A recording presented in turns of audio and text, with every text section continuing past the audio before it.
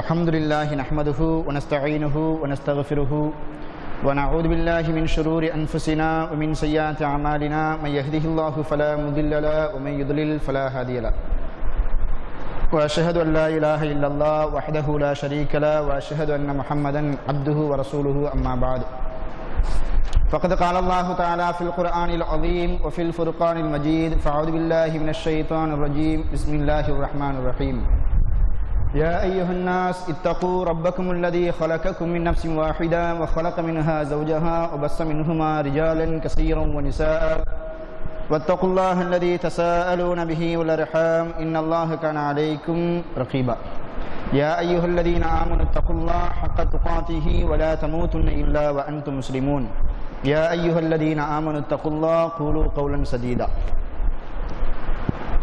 قال نبينا صلى الله عليه وسلم فإن أصدق الحديث كتاب الله وخير الهدى هدى محمد صلى الله عليه وسلم وشر الأمور محدثاتها وكل محدثة بدعة وكل بدعة ضلالة وكل ضلالة في النار اللهم صل على محمد وعلى آل محمد كما صليت على إبراهيم وعلى آل إبراهيم إنك حميد مجيد اللهم بارك على محمد وعلى آل محمد كما باركت على إبراهيم وعلى آل إبراهيم إنك حميد مجيد அளவிலா அன்பும் எல்லையில்லா கருணையும் கொண்ட ஏகவல்லோன் அல்லாஹ்விற்கே புகழ் அனைத்தும் உரித்தாகுக.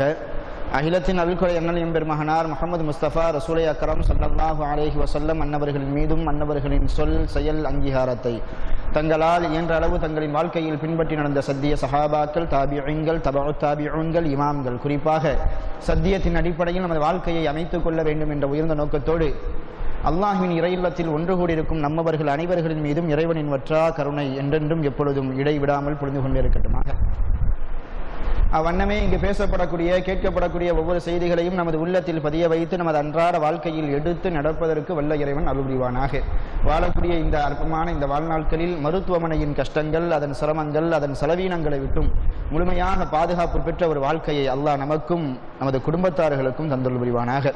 உயிருள்ள வரையிலும் உடல் சுகத்தையும் உள்ளத்தின் ஆரோக்கியத்தையும் நிரப்பமாக அல்லாஹ் ரப்பல் ஆலமீன் தந்தருள் புரிவானாக. வாழும் காலங்களில் கடன் தொல்லையிலிருந்தும் வட்டியின் கொடூர பிடியிலிருந்தும் நம்மையும் நம் சமூகத்தையும் நிரந்தரமாக அல்லாஹ் ரப்பல் ஆலமீன் பாதுகாத்து அருள் புரிவானாக என்று துஆ செய்தவனாக எனது தர்பியா வகுப்பை நான் ஆரம்பம் செய்கின்றேன். அன்பிற்கினிய அல்லாஹ்வின் நல்லடியார்களே, வரிசையாக ஸல்லல்லாஹு அலைஹி வஸல்லம் அவர்களையும், அதற்கடுத்ததாக அபூபக்கர் ரலியல்லாஹு தஆலா அன்ஹு அவர்களையும், அதற்கடுத்ததாக உமர் ரலியல்லாஹு தஆலா அன்ஹு அவர்களையும், அவர்களின் சரித்திரங்களையும் அவர்களின் சரித்திரங்களில் பொதிந்திருக்கக்கூடிய மாண்புகளையும் குறித்து நாம் பார்த்து வந்தோம். அந்த வரிசையில் இறுதியாக உஸ்மான் ரலியல்லாஹு தஆலா அன்ஹு அன்னவர்களின் வாழ்க்கை சரித்திரத்தின் இறுதி கட்டத்திற்கு நாம் வந்துவிட்டோம். நம்ம கரெக்டாக இப்போ எங்கே போயிடுவோம் அப்படின்னா ஹிஜ்ரி 35க்கு போயிடுவோம். ஏன்னா ஹிஜ்ரி 35 தான் உஸ்மான் ரலியல்லாஹு தஆலா அன்ஹு அன்னவர்களுக்கும் அன்றைய காலகட்டத்தில் வாழ்ந்த இஸ்லாமிய பெருமக்களுக்கும் இன்றைக்கு அவர்களின் சரித்திரத்தை கேள்விப்படக்கூடிய அறியக்கூடிய நம்மவர்களுக்கும் மறக்க முடியாத ஒரு வருடமாக இருக்கும். ஹிஜ்ரி 35 இஸ்லாமிய வரலாற்றில் அந்த வருஷம் மாத்திரம் ஏதோ ஒரு சோகம் வருஷம் மாதிரியே தெரியும். இந்த சம்பவங்களை எல்லாம் நாம் கேள்விப்படும் பொழுது இஸ்லாமிய சாம்ராஜ்யத்தை கட்டி ஆழ்ந்த ஸல்லல்லாஹு அலைஹி வஸல்லம் அன்னவர்களால், அதற்கடுத்து அபூபக்கர் ரலியல்லாஹு தஆலா அன்ஹு அன்னவர்களால், அதற்கடுத்து உமர் ரலியல்லாஹு தஆலா அன்னவர்களால், இன்னும் ஏனைய நபித்தோழர்களால் புகழப்பெற்ற நன்மதிப்பை பெற்ற உஸ்மான் ரலியல்லாஹு தஆலா அன்ஹு அன்னவர்கள் வாழ்க்கையின் இறுதியில் துயரத்தின் உச்சகட்டம் என்னவென்று சொன்னால், நம்மெல்லாம் இறந்து போனா எங்க அடக்கம் பண்ணணும்னு சொல்லிட்டு ஆசைப்படுவோம். ஒரு கபஸ்தான்ல அடக்கம் பண்ணணும்னு சொல்லிட்டு ஆசைப்படுவோம். ஒரு கம்ப்யூட்டர் சுடுகாட்டில் போய் நம்ம எரிக்கணும்னு நம்ம ஒத்துக்கிடுவோமா? அது மாற்றார்களின் கபஸ்தானில் கொண்டு போய் நம்மளை புதைக்கணும் அப்படின்னா நம்ம ஒத்துக்கிடுவோமா? ஒத்துக்க மாட்டோம். நம்முடைய எதிரிக்கு கூட அந்த மாதிரி ஒரு நிலைமை வந்துடக்கூடாதுன்னு சொல்லிட்டு நம்ம நினைப்போம். ஆனால் உஸ்மான் ரலியல்லாஹு தஆலா அன்ஹு அன்னவர்களுக்கு ஏற்பட்ட சூழ்நிலை என்ன? இறந்ததுக்கு பின்னாடி முஸ்லீம்களுடைய கபஸ்தானில் கூட அவங்கள வந்து என்ன செய்ய முடியல, அடக்கம் செய்ய முடியல. யூதர்களுடைய கபஸ்தானில் தான் வந்து என்ன செய்யப்பட்டுச்சு, அடக்கம் செய்யப்பட்டுச்சு. இந்த அளவிற்கு ஒரு பரிதாபமான இக்கட்டான ஒரு சூழ்நிலைகள் எல்லாம் பொதிந்த ஒரு வருடம் தான் ஹிஜ்ரி 35. இந்த ஹிஜ்ரி 35 நம்ம பார்க்க வேண்டிய மிக முக்கியமான சில விஷயம் என்னவென்று சொன்னால், உள்நாட்டு குழப்பம். இங்கே வந்துடுவோம். இங்கே இருந்து பார்த்தா தான் சரியாக இருக்கும். நம்ம ஏற்கனவே சொன்னோம், உஸ்மான் ரலியல்லாஹுக்கு உள்நாடு, அதாவது மதீனாவே சப்போர்ட் இல்லாத ஒரு நிலைமைக்கு தள்ளப்படுது. மதீனாவே சப்போர்ட் இல்லை. இந்த மாதிரி மதீனா சப்போர்ட் இல்லாமல் போகிறதுக்கு ஒரு 3 காரணங்களை வரலாற்று ஆசிரியர்கள் சொல்லுவாங்க. மனசில் பதிய வச்சுக்கணும். இன்னைக்கு ஒரு ஆட்சியின் கீழே நம்ம இருக்கிறோம். நாளைக்கு அல்லாஹ் ரப்புல் ஆலமீன் நமது கையில் ஆட்சியை கொடுத்தால், அல்லது நம்ம ஆட்சி செய்யக்கூடிய ஆட்சியாளரிடத்தில் இது போன்ற பண்புகள் இருந்தால் நாம் உறுதி செய்து விட வேண்டும், இவர்களின் வீழ்ச்சி ரொம்ப ரொம்ப பாரதூரமாக இருக்கும் அப்படின்னு நம்ம நினைச்சுக்க வேண்டியதான். ஒரு ஆட்சியாளர்கிட்ட இந்த பண்பு இருக்கக்கூடாது. இது தவிர இதெல்லாம் இப்படி சொல்றதுனால உஸ்மான் ரலியல்லாஹு யாரும் குறை காணக்கூடாது. உஸ்மான் ரலியல்லாஹுடைய தனி சிறப்பு, நபித்தோழர் என்கிற ஒரு அந்தஸ்து, அதெல்லாம் வேற. அதுல யாராச்சும் வந்து குறை கண்டாங்க, அந்த விஷயத்துல யாராச்சும் தப்பும் தவறுமாக பேசினார்கள், எண்ணினார்கள் என்று சொன்னா அவங்க குஃபாருடைய லிஸ்டுக்கு போயிருவாங்க. காரணம் என்ன? அஃபல்லாஹு அன்ஹும் வ ரது அன். இது யாரை குறிச்சே இறக்கப்பட்டுச்சு? உஸ்மான் ரலியல்லாஹு குறிச்சு இந்த வசனம் இறக்கப்பட்டுச்சு. அவர்கள் செய்த குற்றத்தை குறித்து அல்லாஹ் மன்னிச்சிட்டான்.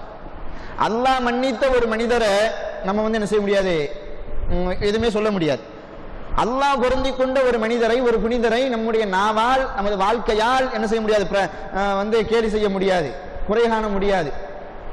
ஆனா இப்போ நம்ம சொல்லக்கூடிய இந்த மேட்டருக்கும் உஸ்மான் ரலியல்லாஹு தஆலா அன்ஹு அன்னவருடைய கண்ணியத்திற்கும் சம்பந்தம் கிடையாது. இது வேற, அது வேற, இது வேற டிபார்ட்மெண்ட். உஸ்மான் ரலியல்லாஹு தஆலா அன்ஹு அவருடைய கையில ஆட்சி வருது. ஆட்சியினுடைய இறுதி கட்டம் 82வது வயசு. அதிகமான வயசு வாழ்ந்த நபித்தோழர்கள்ல உஸ்மான் ரலியல்லாஹு ஒண்ணு.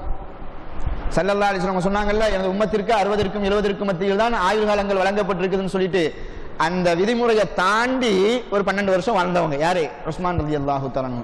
நபித்தோழர்கள்ல ஒரு சில நபித்தோழர்கள் மாத்திரம்தான் 60 தொட்டாங்க. ஒரு சில கொஞ்சம் நபித்தோழர்கள் தான் 70 தொட்டாங்க. இன்னும் கொஞ்சம் நபித்தோழர்கள் தான் 80 தொட்டாங்க, 90 தொட்டாங்க, 100 தொட்டவங்க எண்ணி சொல்லிடலாம். ஆனா 30ல இறந்து போனவங்க எல்லாம் ஏகப்பட்ட பேர் இருக்கிறாங்க. 35ல இறந்து போனவங்க எல்லாம் ஏகப்பட்ட பேர் இருக்கிறாங்க. இறந்து போகல, கொல்லப்பட்டார்கள், அல்லாஹ்வுடைய பாதையில் ஷஹீதாக்கப்பட்டார்கள். அப்ப 82வது வயசு யாருக்கு? உஸ்மான் ரலியல்லாஹு தஆலா அன்ஹு. பெரிய பெரிய குழப்பங்கள், பெரிய பெரிய பிரச்சனைகளை எல்லாம் உஸ்மான் ரலியல்லாஹு சந்திக்கிறாங்க. அந்த மாதிரி சந்திக்கிறதுக்கு மிக முக்கியமான முதல் காரணம் என்ன அப்படின்னா, உஸ்மான் ரலியல்லாஹுவுக்கு இயல்பாகவே ரொம்ப இலகிய மனசு, ரொம்ப இலகிய மனசு. நம்ம ஏற்கனவே முந்தைய வரலாற்றில் படிச்சோம்ல, யாராச்சும் உஸ்மான் ரலியல்லாஹு வந்து பசி பட்டினி அந்த மாதிரி எனக்கு ஒரு கஷ்டம்னு சொல்லிட்டு முகபாவனையோடு அவங்க முன்னாடி நின்னாங்கன்னா எதா இருந்தாலும் கொடுத்துருவாங்க. ரொம்ப இலகிய மனசு. இன்னும் நம்ம சுத்த தமிழ்ல சொல்றாங்க, நம்ம தமிழ்ல சொல்றாங்க, கள்ளங்கபட இல்லாத ஒரு மனுஷன். என்ன சொன்னாலும் என்ன செஞ்சிருவாங்க, உடனே அக்செப்ட் பண்ணிடுவாங்க. காரணம் என்னன்னா, அவங்களோடு இருக்கக்கூடிய எல்லாத்தையும் அவங்க நம்புனாங்க. நம்ம சகோதரன்லோ, ஈமான் கொண்ட முஃமின்லோ அப்படின்னு அப்படி நம்புனாங்க. இது சிறந்த பண்பு. முஃமின்களுக்கு இருக்க வேண்டிய பண்புகள்ல மிக உயர்தரமான ஒரு பண்பு, முக்கியமான ஒரு பண்பு. ஆனா ஆட்சியாளர்கள்ட்ட இது மாத்திரம் இருந்தா போதாது, இன்னும் சில தந்திரங்கள்லாம் வேணும். அப்போ இயல்பாகவே உஸ்மான் ரலியல்லாஹுக்கு இலகிய மனசு. யாராச்சும் கஷ்டம் நஷ்டம்னு சொல்லிட்டு வந்துட்டாங்கன்னா எதை இருந்தாலும் எடுத்து கொடுத்துருவாங்க. இந்த நல்ல குணம் ஆட்சியாளராக இருக்கும் போது இவங்களுக்கு ஒரு மைனஸா மாறுது. 2வது விஷயத்தை பாருங்க. இது நம்ம சொல்லக்கூடிய ஒரு விஷயம் கிடையாது, வரலாற்று ஆசிரியர்கள் சொல்லக்கூடிய ஒரு விஷயம். ஆட்சி பொறுப்புக்கு தன்னுடைய சொந்த பந்தங்களை கொஞ்சம் முன்னுரிமை கொடுத்து என்ன செஞ்சாங்க, மற்ற பொறுப்புகளுக்கு வச்சாங்க. இந்த மாதிரி வைக்கிறதுக்கு ஒரு முக்கியமான ஒரு காரணம் என்னன்னா, பெரும்பாலான நபித்தோழர்கள் வந்து வெளியில போயிட்டாங்க. முக்கியமான நபித்தோழர்கள்லாம் இருக்கிறாங்களே உஸ்மான் ரலியல்லாஹுடைய ஆட்சி காலத்துல, முக்கியமான நபித்தோழர்கள்லாம் ஒண்ணு உஸ்மான் ரலியல்லாஹுடைய ஆட்சியை விட்டு கொஞ்சம் வெளியில போய் இருந்தாங்க. இன்னொன்னு, நம்ம ஏன் இப்போ வந்து அந்த பொறுப்புல போய் இருக்குன்னு சொல்லிட்டு அவங்களுக்குள்ளேயே ஒரு எண்ணம் ஒண்ணு இருந்துச்சு. யாரையாச்சும் ஒரு இடத்துல ஒரு பொறுப்புல வச்சுதானே ஆகணும். அப்ப வாண்டடா வருவாங்க வந்து, சரி நான் வந்து என்ன செய்யறேன், அந்த பொறுப்புல இருக்கிறேன், எனக்கு என்னென்ன தகுதிகள் இருக்குது அப்படின்னு சொல்லிட்டு ஒருத்தவங்க வாண்டடா வரும்போது மற்றவங்க யாருமே முன் வரல. முன் வராத போது தன்னுடைய சொந்த பந்தங்கள் தான் முன் வந்தாங்க. முன் வந்து எனக்கு என்னென்ன தகுதிகள் இருக்குதுன்னு வேற சொன்னாங்க. அப்போ யாருமே வராம இருந்து ஒருத்தர் வந்து வராங்க அப்படின்னா அவங்கள தானே முன்னுரிமைப்படுத்த முடியும். அப்படி வந்தவங்கல்ல உஸ்மான் ரலியல்லாஹுடைய சொந்த பந்தங்கள் ரொம்ப முன்னுரிமை கொடுத்து வந்தாங்க. உஸ்மான் ரலியல்லாஹு வந்து என்ன செஞ்சாங்க, இந்த சொந்த பந்தங்களை நிறைய இடங்கள்ல கவர்னரா வந்து என்ன செஞ்சாங்க, வச்சாங்க. இன்னொன்னு என்ன அப்படின்னா, இது 2வது இப்ப சொன்னது. 3வது என்ன அப்படின்னா, ஒரு ஆட்சியாளர், ஒரு ஜனாதிபதினா தனக்கு கீழே என்னென்னலாம் நடக்குதுன்னு சொல்லிட்டு செய்தி வருதோ இல்லையோ, இவங்களே போயிட்டு என்ன செய்யணும், வாங்கடா எல்லாத்தையும் போய் அலசி ஆராயணும். இது ஒரு ஆட்சியாளருக்கு இருக்க வேண்டிய ஒரு விஷயம். ஆனால் உஸ்மான் ரலியல்லாஹுடைய ஆட்சி காலத்தில் உஸ்மான் ரலியல்லாஹுக்கு அது போன்ற எண்ணங்கள் இருந்தாலும் அவங்களுக்கு கீழே உள்ளவங்க இருக்கிறாங்கல்ல, இவங்க யாருமே பொதுமக்களையும் உஸ்மான் ரலியல்லாஹு சந்திக்க விடுறது கிடையாது. இடையில இவங்க முட்டுக்கட்டா நின்றுவாங்க. ஏதாச்சும் ஒரு பிரச்சனையை கொண்டு பொதுமக்கள் வந்து இங்க வந்து சொல்லணும் அப்படின்ற மாதிரி வந்தாங்கன்னா உடனே தடுத்து நிறுத்தி நாங்க சொல்லிக்கிறோம், நாங்க பார்த்துக்கிறோம் அப்படின்ற மாதிரி என்ன செஞ்சிருவாங்க, விரட்டி அனுப்பி விட்டுருவாங்க. அப்ப இந்த விஷயத்துல ஒரு தனிப்பட்ட ஒரு கவனம் வந்து யாரு செலுத்தல, உஸ்மான் ரலியல்லாஹு செலுத்தல. இந்த மூன்று விஷயம் ரொம்ப முக்கியமான ஒரு விஷயம். இந்த மூன்று விஷயங்களின் காரணமாக எவ்வளவு பாரதூரமான விஷயங்கள் உஸ்மான் ரலியல்லாஹுடைய வாழ்க்கையில் நடக்குதுன்னா, கடைசியில் இந்த மூன்றின் காரணமாக கொலையே செய்யப்படுறாங்க, அவங்களுடைய உயிரே பறிக்கப்படுது. எப்படி உயிர் பறிக்கப்படுது? எகிப்துல யார் கவர்னரா இருந்தாங்க? உமர் ரலியல்லாஹுவால வந்து ஏற்படுத்தப்பட்டவங்க. மறக்கவே கூடாது. எகிப்துன்னு சொன்னா நமக்கு அம்ர் இப்னு ஆஸ் ஞாபகத்துக்கு வரணும். அம்ர் இப்னு ஆஸ் தான் என்ன செஞ்சாங்க, அங்க கவர்னரா இருந்தாங்க. எதுக்காக வேண்டி அங்க கவர்னர் பொறுப்புக்கு வந்து அம்ர் இப்னு ஆஸை வந்து நியமிச்சாங்க உமர் ரலியல்லாஹு? காரணத்தையும் நம்ம சொன்னோம். அன்றைய காலகட்டத்தை இன்னைக்கும் கூட அன்றைய காலகட்டத்தில் ஒரு கிளர்ச்சியாளர்கள் புரட்சி செய்யக்கூடியவங்க எகிப்துல இருந்தா வந்தாங்க. ஏதாச்சும் ஒரு சின்ன ஒரு விஷயத்தை பத்தி போட்டா போதும், அப்படி குளிர்ந்து விட்டு அப்படியே எரியும். எங்க? எகிப்துல. அந்த மாதிரி கலகக்காரர்கள் சீக்கிரமா வந்து என்ன செஞ்சிருவாங்க, சீக்கிரமா ஃபார்ம் ஆயிடுவாங்க. அப்போ நிறைய அபூபக்கர் ரலியல்லாஹுடைய காலத்திலேயே ஸல்லல்லாஹு அலைஹி வஸல்லம் அவங்களுடைய காலகட்டத்திலேயே நிறைய பிரச்சனைகள் எங்கிருந்து வருது, எகிப்துல இருந்தா வருது. அபூபக்கர் ரலியல்லாஹுடைய காலத்திலையும் கொஞ்சம் பிரச்சனைகள்லாம் அங்க இருந்து வருது.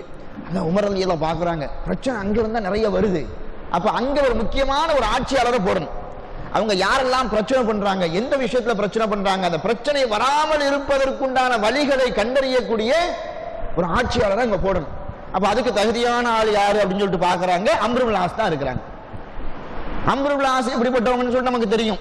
எல்லாத்தையுமே வந்து ஒரு கண்ணோட்டத்தில் எல்லாரும் ஒரு கண்ணோட்டத்தில் ஒரு விஷயத்தை பார்த்தோம் அப்படின்னா அம்ர் இப்னு ஆஸ் என்ன செய்வாங்க, வேற கண்ணோட்டத்தில் பார்ப்பாங்க.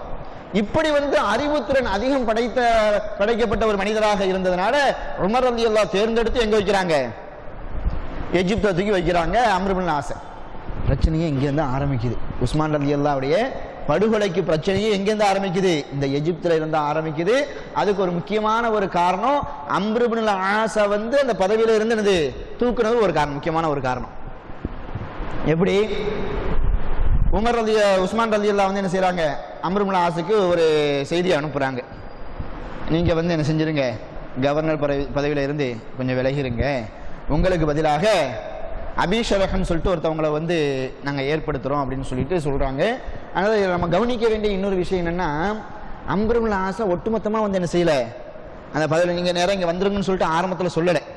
முதல்ல எப்படின்னா ஒரு அன்றைய காலகட்டத்தில் ஒரு கவர்னருக்கு வந்து முக்கியமான 3 பொறுப்புகள் கொடுக்கப்பட்டுச்சு. ஒரு கவர்னர்னா இது கண்டிப்பா அவங்கள்ட்ட இருக்கும் இந்த 3 பொறுப்பு. என்ன பொறுப்புலாம்? முதல் பொறுப்பு அந்த மாகாணத்தினுடைய அந்த மாநிலத்தினுடைய தலைமை பள்ளி ஒன்று இருக்கும். அந்த தலைமை பள்ளிக்கு இமாமத்து பொறுப்பு யார் கையில இருக்கும்? அந்த கவர்னருக்கு தான் இருக்கும். அந்த மாதிரி ஜனாதிபதிக்கு ஒரு பொறுப்பு, ஆட்சியாளருக்கு உண்டான முக்கிய பொறுப்புகள்ல இது ஒரு பொறுப்பு. இதான் முக்கியமான ஒரு பொறுப்பு, தலைமையான ஒரு பொறுப்பு. ஜனாதிபதியா வந்து இவங்க இருந்தாங்கல்ல, உஸ்மான் ரலியல்லாஹு இருந்தாங்கல்ல, எங்க இருந்தாங்க? மதீனால இருந்தாங்க. மதீனா மஸ்ஜித் நபவியுடைய இமாமா யார் இருந்தாங்க?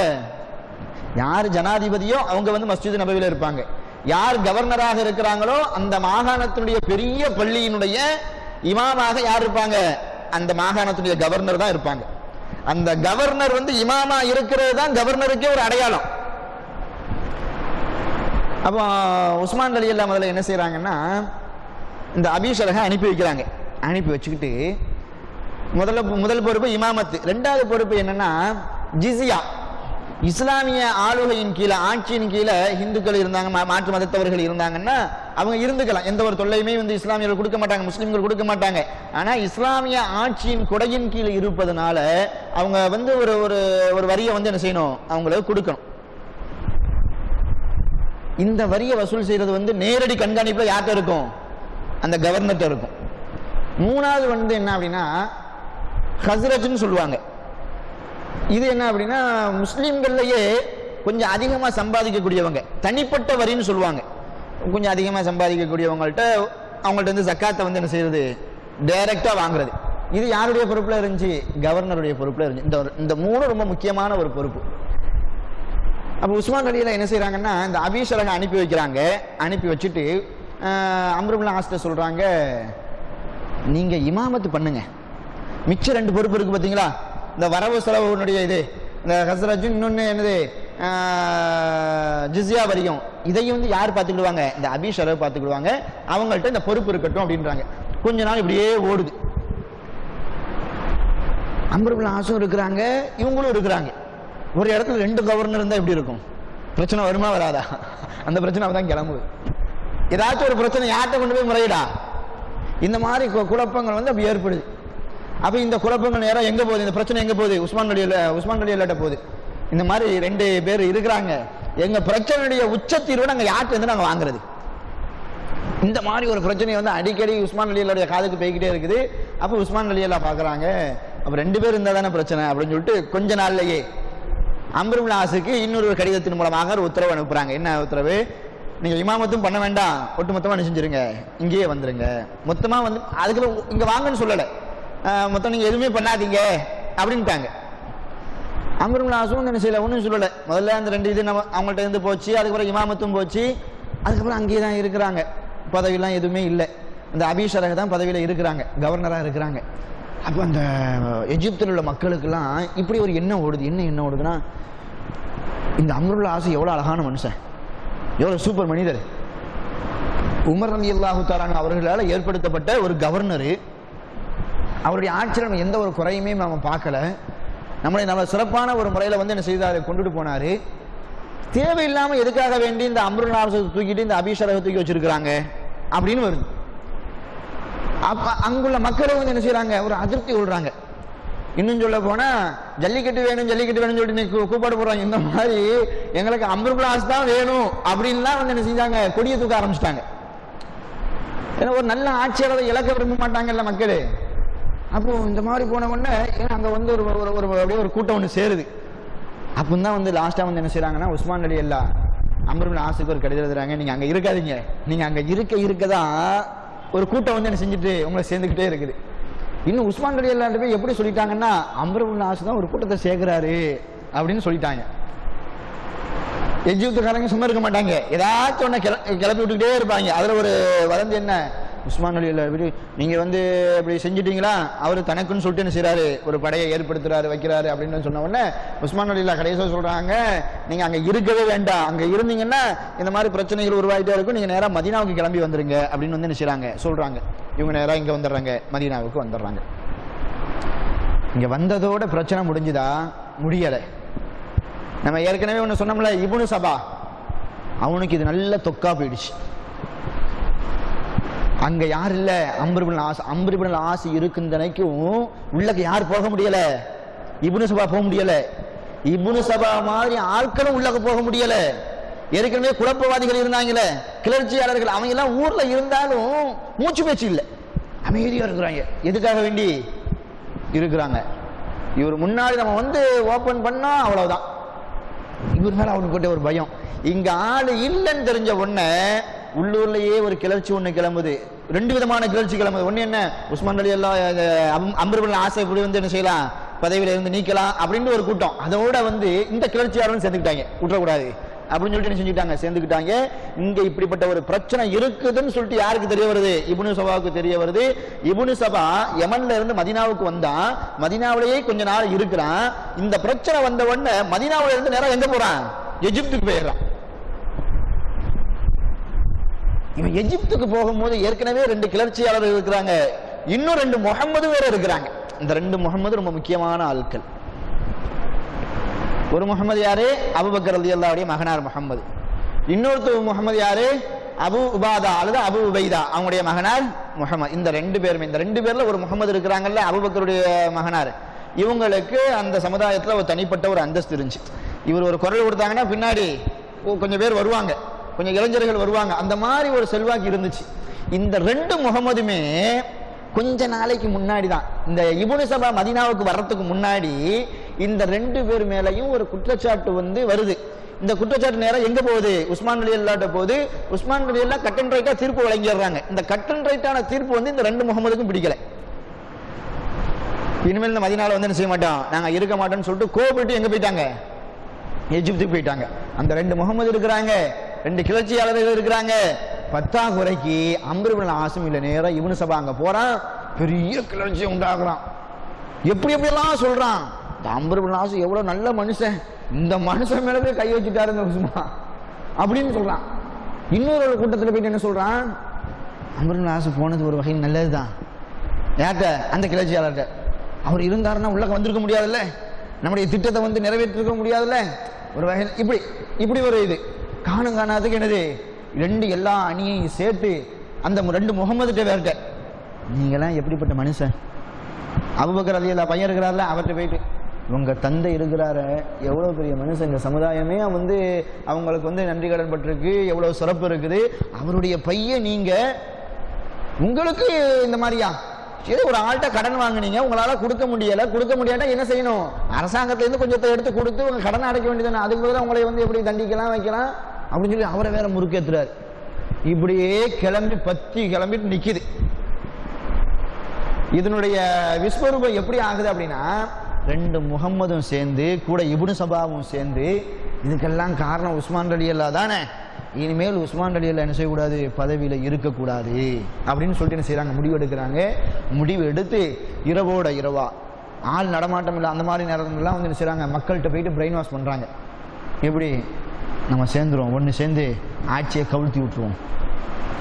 ஆனால் இதில் ஒரு பெரிய விஷயம் என்னன்னா, இந்த அபூபக்கர் ரலியல்லாஹுடைய மகனார் முகமது இருக்கிறாங்கல்ல, அவங்களும் இதில் ஒரு முக்கியமான ஒரு இடத்தை பிடிக்கிறாங்க. இன்னொரு முகமது இருக்கிறார்ல, அவரும் ஒரு முக்கியமான ஒரு இடத்தை பிடிக்கிறாரு. 2 பேரும் மக்களை எப்படி சொல்லி கூப்பிடுறாங்கன்னா, எல்லாம் குர்ஆனுடைய வசனம் தான், எல்லாம் குர்ஆனுடைய வசனத்தை சொல்லி என்ன செய்றாங்க, ஜிஹாது கடமை ஆயிடுச்சு, வாங்க ஜிஹாது கடமையாயிடுச்சு. ஜிஹாது எப்ப கடமையாகும், எப்ப வாழை தூக்கணும், ஒரு அரசாங்கத்திற்கு எதிராக பொதுமக்கள் வாழை தூக்கணும் அப்படின்னா அதுக்கு சில விதிமுறைகள்லாம் இருக்குது. அந்த விதிமுறைகள் அந்த விஷயங்கள் இருந்தாதான் பொதுமக்கள் வாழை தூக்கணும்.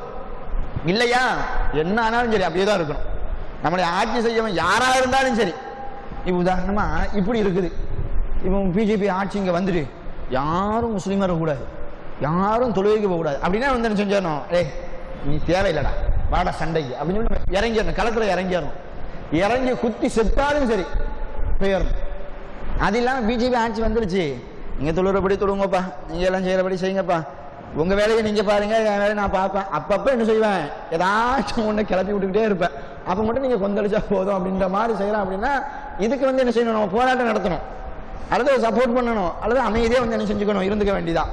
இதுக்காக வேண்டி என்னடா கொஞ்ச நாளுக்கு முன்னாடி தான் வந்து போன வருஷம் குர்பானி மாட்டில் கை வச்சேன், அப்புறம் நோட்டில் கை வச்சேன், இன்னைக்கு ஜல்லிக்கட்டில் கை வைக்கிறேன், ஒரு இடத்துக்கு போக முடியுதா வர முடியுதா, இங்க இருந்து 3 ரோட்டுக்கு போறாங்க 1 லிட்டர் பெட்ரோல், இப்படிலாம் வந்து என்ன செய்ய இப்படி பண்றியாடா அப்படின்னு சொல்லிட்டு செஞ்சோட வாழை எடுத்துடக்கூடாது, அவனை போய் வெட்டிடக்கூடாது. இந்த மாதிரி ஒரு விஷயத்துக்கு இஸ்லாம் வந்து என்ன செய்யல, வாழை தூக்க சொல்லலை. எதுக்கு தான் வாழை தூக்கணும், நாம் கொண்ட கொள்கைக்கு ஒரு பாதிப்பு வருது, நம்ம முஸ்லீமாவே இருக்கக்கூடாதுன்னு சொல்லிட்டு ஒரு நிலைமை வருதுன்னா அப்போ வாழை தூக்கலாம். இஸ்லாம் நமக்கு அதுக்கு அனுமதிக்குது. அப்போ ஆட்சியாளர்கள்ட்ட இருக்கக்கூடிய சின்ன சின்ன குறைகளுக்காக வேண்டி, பிரச்சனைகளுக்காக வேண்டி அவர் சரியா ஆட்சி செய்யல, இதுக்காக வேண்டிலாம் வந்து என்ன செய்யக்கூடாது, தூக்கக்கூடாது. இன்னைக்கும் கூட ஒரு சில அமைப்புகள் வந்து என்ன செய்யறாங்க, ஜிஹாது கூடுன்னு சொல்றாங்கல்ல, அவங்க எல்லாம் வந்து அந்த அவங்க என்னென்ன வசனங்களை எல்லாம் எடுத்து வச்சாங்களோ, என்னென்ன கருத்துக்களை எல்லாம் சொன்னாங்களோ அதே கருத்துக்களை சொல்லிதான் நம்ம மீது என்ன ஆயிட்டு, ஜிஹாது கடமையாயிட்டு வாங்க. சிரியால ஒரு பிரச்சனை நடந்துச்சுல, அது அங்க நடக்குது, அவங்களுக்காக வேண்டி நம்ம கண்டிப்பா நம்ம வருத்தப்படணும், அவங்களுக்காக வேண்டி நம்ம துவா செய்யணும். அது போன்ற ஒரு நிலைமை நம்ம நாட்டுல நம்ம பகுதியில வராம இருக்கிறதுக்கு நம்ம முன்னெச்சரிக்கை நம்ம வந்து என்ன செய்யணும், இருக்கணும். போதுமான அளவு அவங்களுக்கு ஏதாச்சும் நம்மளால ஹெல்ப் பண்ண முடிஞ்சதுன்னா வந்து என்ன செய்யணும், கண்டிப்பா நம்ம ஹெல்ப் பண்ணணும். அதை விட்டு போட்டு சிரியால முஸ்லீம்களை இது பண்றியடா அப்படின்னு சொல்லிட்டு இங்க வந்து என்ன செஞ்சிடக்கூடாது, கொந்தளிச்சிடக்கூடாது. ஏன்னா சிரியால அப்படி நடக்கும் போது ஒரு சில சகோதரர்கள் வந்து கேட்டாங்க, அப்ப ஜிஹாத் செய்யலாமா, வாழை தூக்கிடலாமா அப்படின்னு. அங்க நடக்கும்போது நம்ம இங்க தூக்கணும்னு வைங்களேன், நம்மளே ஒரேடியா தூக்கிட்டு போயிடுவாங்க.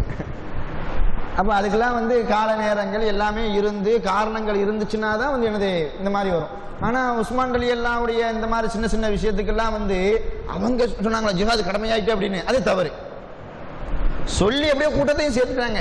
கூட்டத்தை சேர்த்து மதீனாவை நோக்கி ஒரு பெரிய படை வருது. எவ்வளவு பெரிய படைன்னா 600 பேர் கொண்ட படை. 600 பேர்ட்டையும் ஆயுதங்கள் இருக்குது. 600 பேர் யாரு, போர் தந்திரர்கள், போர் செய்யக்கூடிய அந்த கலைகளை அறிந்தவர்கள் 600 பேர். 600 பேர்னா சாதாரணமா கிடையாது. இன்னைக்கு 600 பேருங்கிறது ஒரு ஒரு சாதாரண ஒரு விஷயம். அன்னைக்கு அப்படி கிடையாது.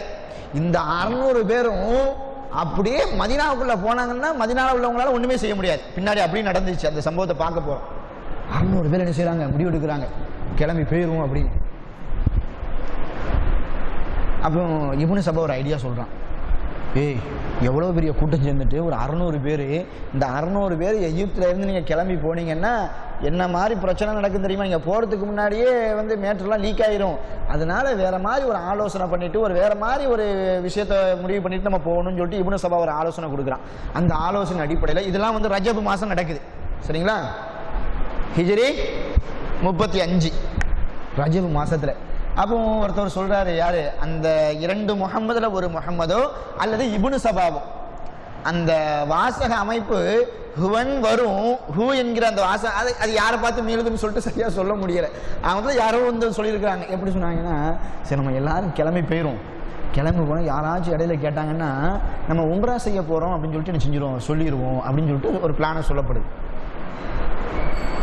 அப்போ அந்த 2 முகம்மது சொல்றாங்க, நாங்க என்ன செய்யல, அங்க வரல, நீங்க முதல்ல இந்த கூட்டம் என்ன செய்யட்டும், இங்க போகட்டும், நாங்க பின்னாடி வரோம் அப்படின்றாங்க. அப்போ ஒரு 600 பேர் கொண்ட ஒரு படம் என்ன செய்யுது, எகிப்துல இருந்து அப்படியே நகருது. இந்த 600 பேரும் அசம்பிள் ஆன உடனே எகிப்துல இருக்கக்கூடிய முக்கியமான ஆட்களுக்கெல்லாம் சந்தேகம் வருது. என்னடா திடீர்னு கூட்டிட்டாங்க, எங்க போறாங்க இவனும் அப்படின்னு சொல்லிட்டு வேக மேட்டு லீக் ஆகல, அப்படி பாதுகாப்பா வச்சிருக்கிறாங்க. யாரு கேட்டாலும் உம்ராக்கு போறோம், உம்ராக்கு போறோம், உம்ராக்கு போறோம், இதான் அப்படியே சொல்லி எகிப்தை விட்டு கிளம்பிட்டாங்க. கிளம்பி வந்துகிட்டே இருக்கிறாங்க. வந்துகிட்டே இருந்தா இந்த செய்தி யாருக்கு கிடைக்க வருது, அம்ர் இப்னு ஆஸுக்கு கிடைக்க வருது. பாருங்க எப்படிப்பட்ட ஒரு மனிதரை பாருங்க. எகிப்து இல்லைன்னு ஆயிட்டு மதீனால ஒரு சாதாரண ஒரு மனிதரா இருக்கிறாங்க. எகிப்துல இருந்து தகவல் வருது, இந்த மாதிரி ஏதோ ஒரு பிளானோடி வர மாதிரி தான் தெரியுது.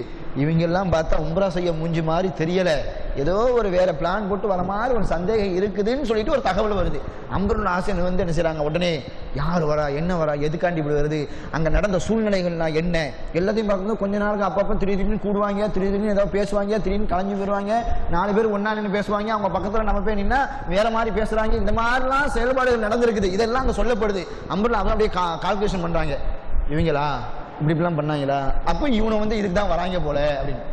நேரா யாருக்கு தகவல் கொடுக்குறாங்கன்னா, உஸ்மான் ரலியல்லாஹு கொடுக்கல, அங்க கவர்னரா இருக்கிறாங்கல்ல அபீஷர், அவங்களுக்கு தகவல் கொடுக்குறாங்க. பாருங்க எவ்வளவு பெரிய ஒரு நல்ல மனசு அவங்களுக்கு.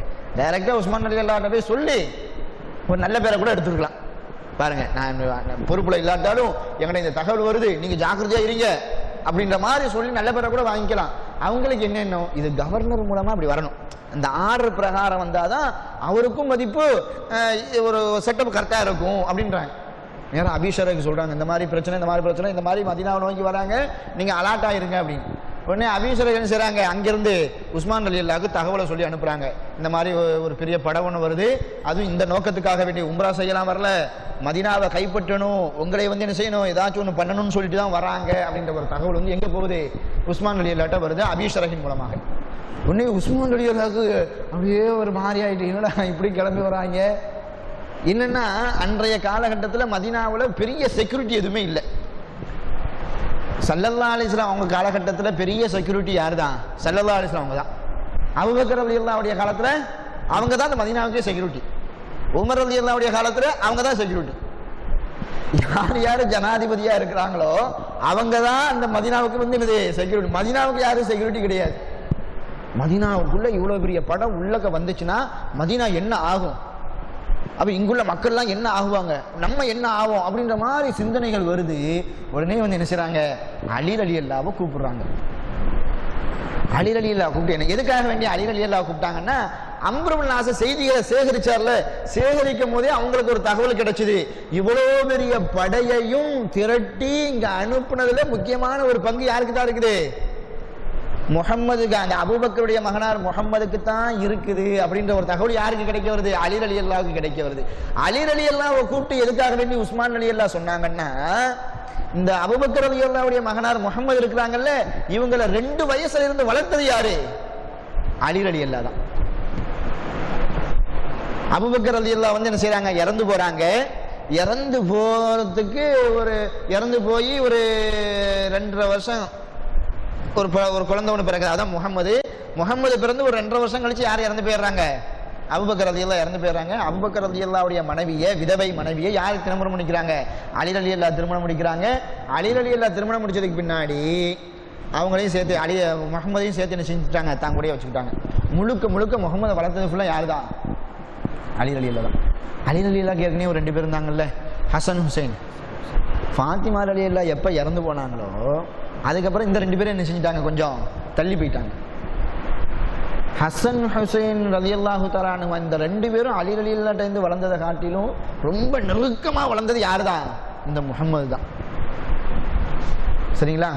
அப்போ செய்தி இப்படி வந்த உடனே உஸ்மான் ரலியல்லாஹு பார்க்குறாங்க, அங்கே இந்த முகமது தான் இந்த படையை ஃபுல்லாக திரட்டி இருக்கிறாங்க, இங்கே அலியை வச்சு செஞ்சிடலாம், ஸ்டாப் பண்ணிடலாம் அப்படின்னு சொல்லிட்டு அலி ரலியல்லாஹு கூப்பிட்டு இந்த மாதிரி பிரச்சனையா இந்த மாதிரி ஒரு கூட்டம் ஒன்று வருது, நீங்கள் போய் என்ன எதுவும் கொஞ்சம் பேசி கீசி என்ன செய்யுங்க, சரி பண்ணி விடுங்க. இன்னொன்று என்ன அப்படின்னா, எகிப்தை பொறுத்த வரைக்கும் சரியான ஒரு பேர், நல்ல பேர் அப்படின்னா ஒரு 3 பேருக்கு இருந்துச்சு. அதில் ஒருத்தவங்க யாரு? அலி ரலியல்லாஹு, அப்துல் ரஹ்மான் இப்னு அவுஃப், தல்ஹா. இந்த 3 பேர்த்துக்கும் எகிப்தில் ஒரு பெரிய வரவேற்பு இருந்துச்சு. இவங்க ஜனாதிபதியாக வரணும்னு சொல்லிட்டு எகிப்து மக்கள் ரொம்ப ஆசைப்பட்டாங்க. அப்போ இதெல்லாம் யாருக்கு தெரியும்? உஸ்மான் ரலியல்லாஹுக்கு தெரியும். அலி ரலியல்லாஹு கூப்பிட்டு அந்த படையை எப்படியாச்சும் தடுத்து நிறுத்தி மறுபடியும் என்ன செஞ்சிருங்க, எகிப்துக்கே நீங்கள் அனுப்பிச்சி வச்சிருங்க அப்படின்னு சொல்லிட்டு அலி ரலியல்லாஹு கூப்பிட்டு சொல்கிறாங்க. அப்போ அலி ரலியல்லாஹு அப்படியே யோசிக்கிறாங்க, போவா வேண்டாமா அப்படின்னு. அப்போ உஸ்மான் ரலியல்லாஹு மறுபடியும் சொல்கிறாங்க, நீங்கள் போய் தான் ஆகணும், நீங்கள் போகும்போது என்ன செய்யுங்க, இந்த அம்மாரையும் கூட கூட்டிகிட்டு போங்க அப்படின்னு சொல்லிட்டு சொல்கிறாங்க. எதுக்காக வேண்டிய அம்மாரை கூட கூட்டிகிட்டு போக சொன்னாங்க? ஸல்லல்லாஹு அலைஹி வஸல்லம் அவங்க ஒரு முன்னறிவிப்பு ஒன்று செஞ்சிருந்தாங்க. என்ன முன்னறிவிப்பு செஞ்சாங்க? ரிபஹா ரைஹா தக்துலுக ஃபிஅத்தல் பாகியா சொன்னாங்க. யாரை பார்த்து? அம்மாரை பார்த்து சொன்னாங்க. அம்மார் ரொம்ப பாவம், பின்னாடி ஒரு அநியாயக்கார ஒரு கூட்டத்தால் இவர் கொல்லப்படுவார். இப்போ அம்மாட்டையும் சொன்னாங்க, நீங்கள் ஒரு அநியாயக்கார கும்பலால் தான் என்ன செய்வீங்க, நீங்கள் கொல்லப்படுவீங்க அப்படின்னு. உஸ்மான் ரலியல்லாஹு எவ்வளோ அழகாக செய்கிறாங்க பாருங்க. அலி ரலியல்லாஹு நீங்கள் போகும்போது என்ன செய்யுங்க, அம்மாரையும் கூட்டிகிட்டு போங்க. அப்போ அவங்களுக்கு தெரிஞ்சிடும், ஆஹா அம்மாரே உஸ்மான் ரலியல்லாஹு பக்கத்தில் இருக்கிறாங்க, அப்போ அங்கே பக்கத்தில் இருக்காங்கன்னு நம்ம அநியாயக்காரன் ஆயிடுவோம், அப்போ சண்டை போடக்கூடாது அப்படின்னு சொல்லிட்டு திரும்ப போயிடுவோம் அப்படின்ட்டு ஒரு எண்ணம் வரும்னு சொல்லிட்டு இப்படி சொல்கிறாங்க. நேராக அலி ரலியல்லாஹு என்ன செய்கிறாங்க, அம்மாட்ட போயிட்டு சொல்கிறாங்க, இந்த மாதிரி பிரச்சனையா, நான் இந்த மாதிரி பேச்சுவார்த்தைக்கு போகிறேன், உங்களையும் கூட கூட்டிகிட்டு போக சொன்னாங்க, வரீங்களா அப்படின்னு சொல்லிட்டு கேட்டாங்க. நான்லாம் வர முடியாது, நீங்கள் போங்கன்ட்டாங்க. காரணம் என்னென்னா, அது பலவிதமான காரணங்கள் இருக்குதுன்னு வைங்களேன். அதில் அம்மா ரலியல்லாஹு சொல்கிறாங்க, நான் வரலைங்க, நீங்களே போங்க அப்படின்ட்டாங்க. அப்போ அலி ரலியல்லாஹு எவ்வளோ கூட்டு பார்த்தும் வரல. சரி, அலி ரலியல்லாஹு நேராக என்ன செய்கிறாங்க, அங்கே போகிறாங்க. போய் அந்த கூட்டத்தை பார்க்குறாங்க. அந்த கூட்டத்தில் ஒவ்வொருத்தவங்களும் ஒவ்வொரு விதமான தின்சாக இருக்கிறாங்க, ஒவ்வொரு விதமான கோரிக்கையை வைக்கிறாங்க, ஒவ்வொரு விதமான பிரச்சனைகளை எழுப்புறாங்க. எல்லாத்தையும் சரி கட்டி உட்கார வச்சு பேச்சுவார்த்தை நடக்குது. யாருக்கும்? அலி ரலியல்லாஹுக்கும் அந்த கலகக்காரர்களுக்கும் பேச்சு நடக்குது. அப்போ அந்த கலகக்காரர்கள் நிறைய குற்றச்சாட்டை என்ன செஞ்சாங்க, வச்சாங்க.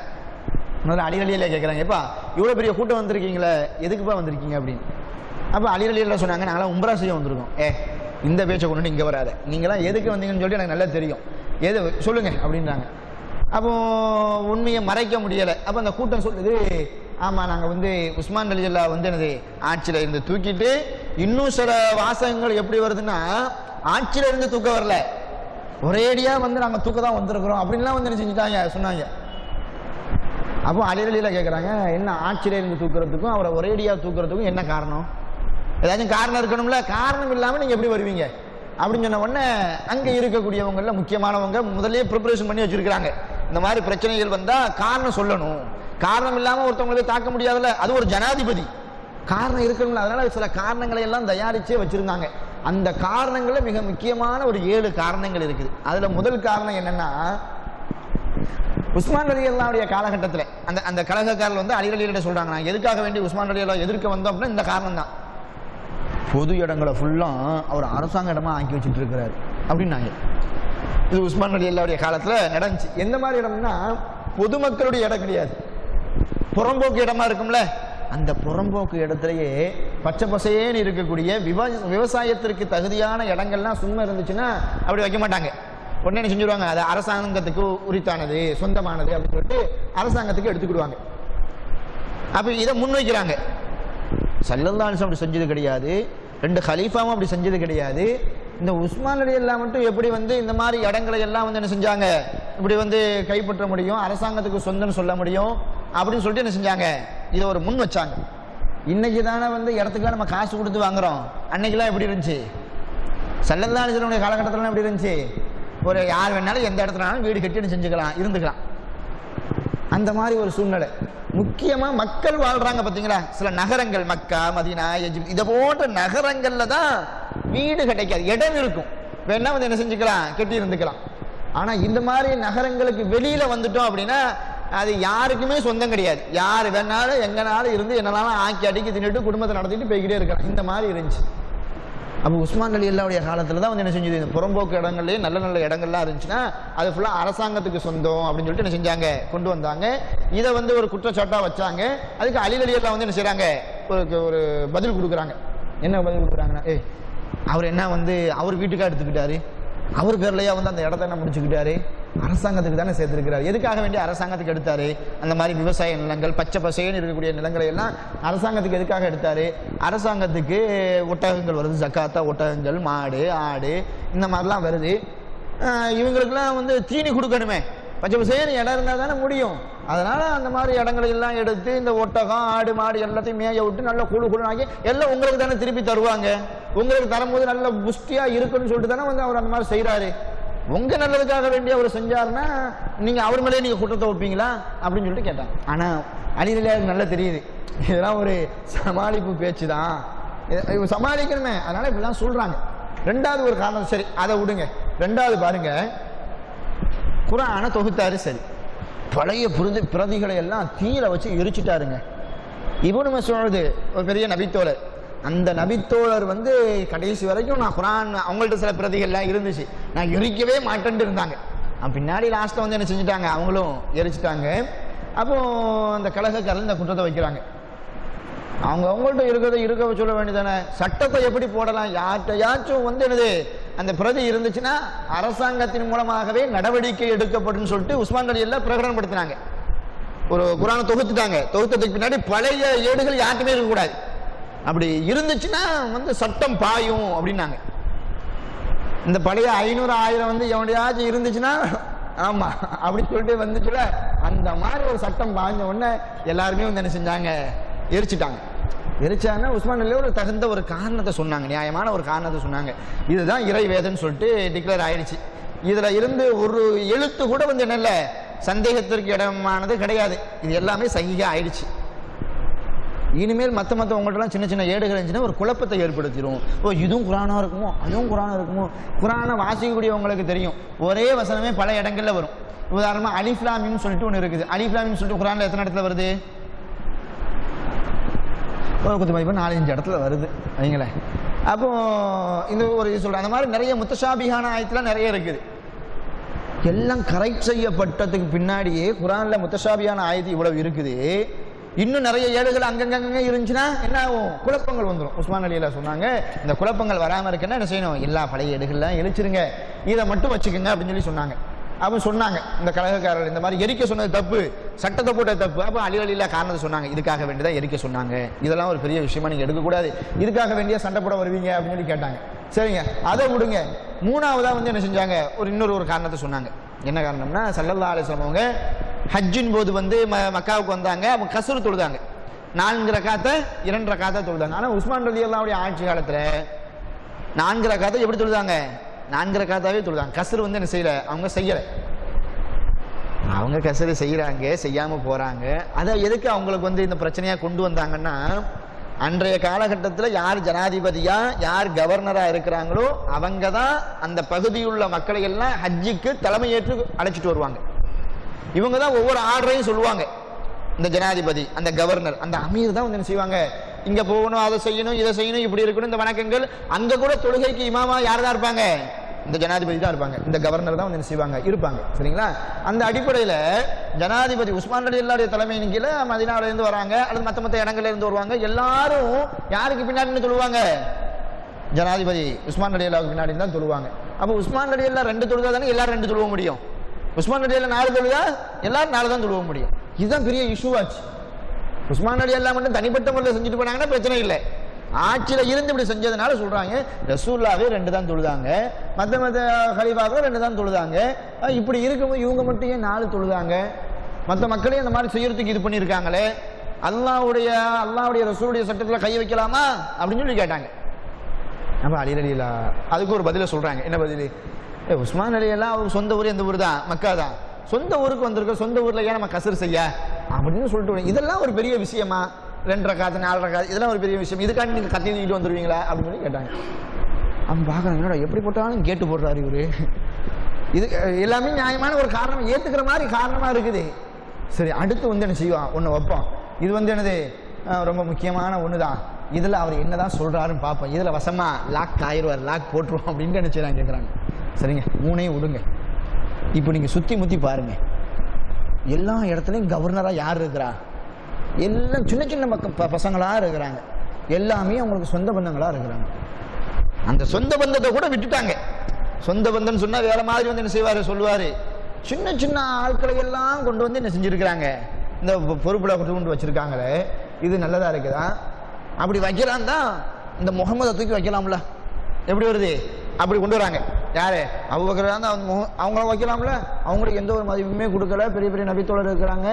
அப்படின்னு இந்த அம்மாருடைய பேச்சுலாம் வருது, தொலஹாவுடைய பேச்சுலாம் வருது.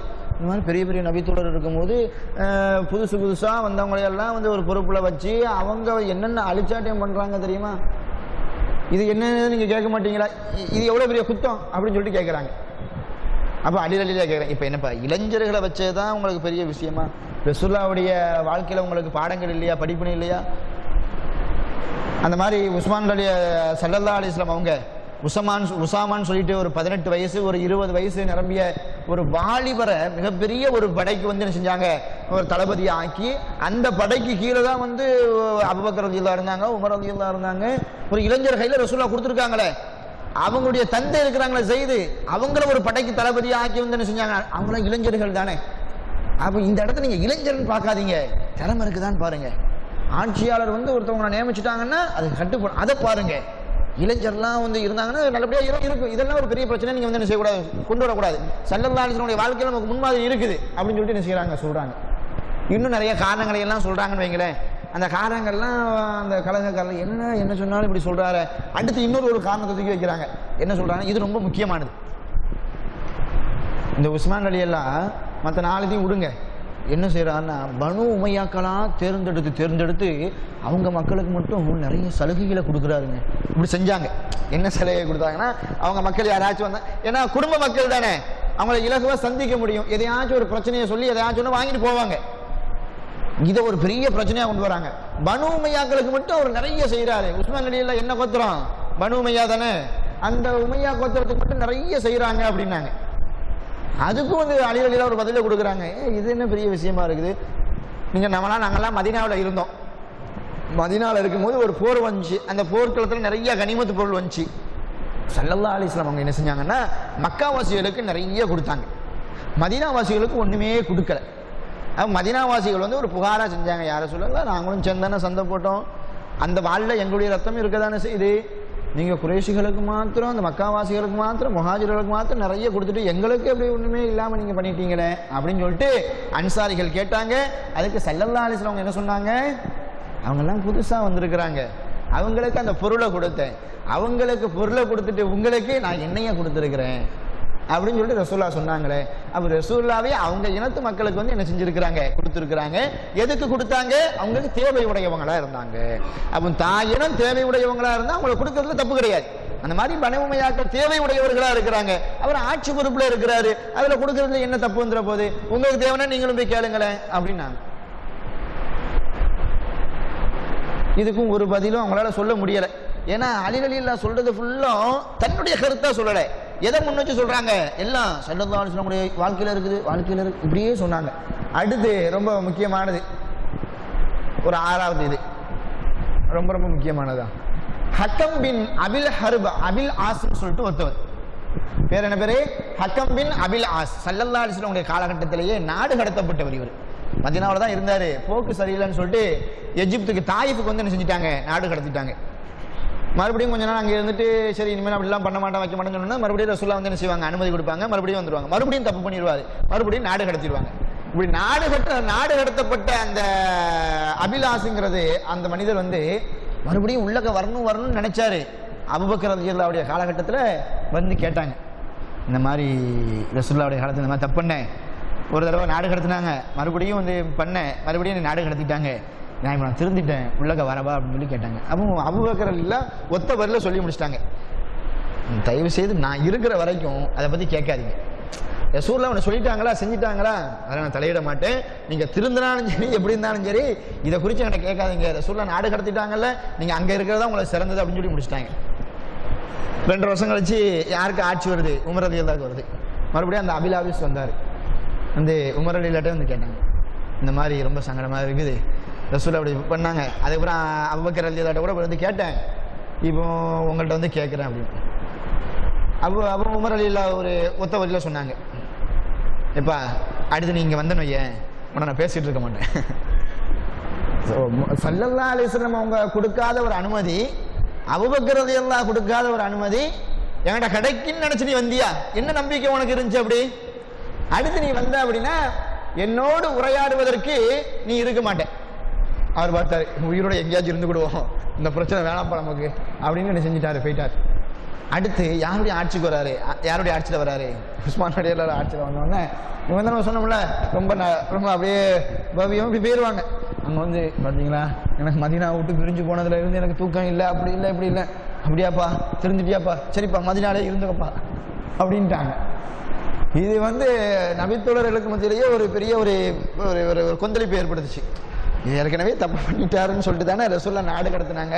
இந்த 2 ஜனாதிபதியினுடைய இதில் கூட உள்ளக வரலையே இவர் உஸ்மான் ரலியல்லாஹு எப்படி இப்படி அனுமதிச்சாங்கன்னு சொல்லிட்டு இது ஒரு பெரிய குத்தமாக வைக்கிறாங்க. அபிலாசம் எப்படி வைக்கலாம் அவங்க? அப்போ அலி ரலியல்லாஹு பார்க்குறாங்க, ஆஹா இது ரொம்ப கிரிட்டிக்கலான ஒரு இதாக போயிட்டேன். அதுக்கும் ஒரு பதிலை கொடுக்குறாங்க. இப்போ நீங்கள் அப்படி பார்க்காதீங்க, அபூபக்கர் ரலியல்லாஹு உமர் ரலியல்லாஹு கொடுக்குற அப்படி பார்க்காதீங்க. ரசூலுல்லாஹுடைய காலத்தில் ஒரு தடவை நாடு கடத்தப்பட்டார்ல, மறுபடியும் திருந்திட்டாருன்னு சொல்லிட்டு மறுபடியும் ஒரு வாய்ப்பு கொடுத்தாங்களா இல்லையா? உஸ்மான் ரலியல்லாஹு அதை எடுத்துக்கிட்டாங்க. திருந்திட்டாரான்னு பார்த்து சரி திருந்திட்டாருன்னு சொல்லிட்டு என்ன செஞ்சுட்டாரு, வாய்ப்பு கொடுத்துட்டாரு. அப்படி எடுத்துக்கணும்ப்பா. இதெல்லாம் சொன்ன உடனே அவங்க ஏதோ ஒரு கூலாகிற மாதிரி இருந்துச்சு. அப்போ அலி ரலியல்லாஹு சொல்றாங்க, இங்க வந்திருக்கக்கூடியவங்க எல்லோருமே முஃமின்கள், மதீனால இருக்கக்கூடிய எல்லாரும் யாரு, முஃமின்கள். ஒரு முஃமீனை அழிச்சு ஒரு முஃமீனை மிதிச்சு நீங்க மேலே வரணுமா?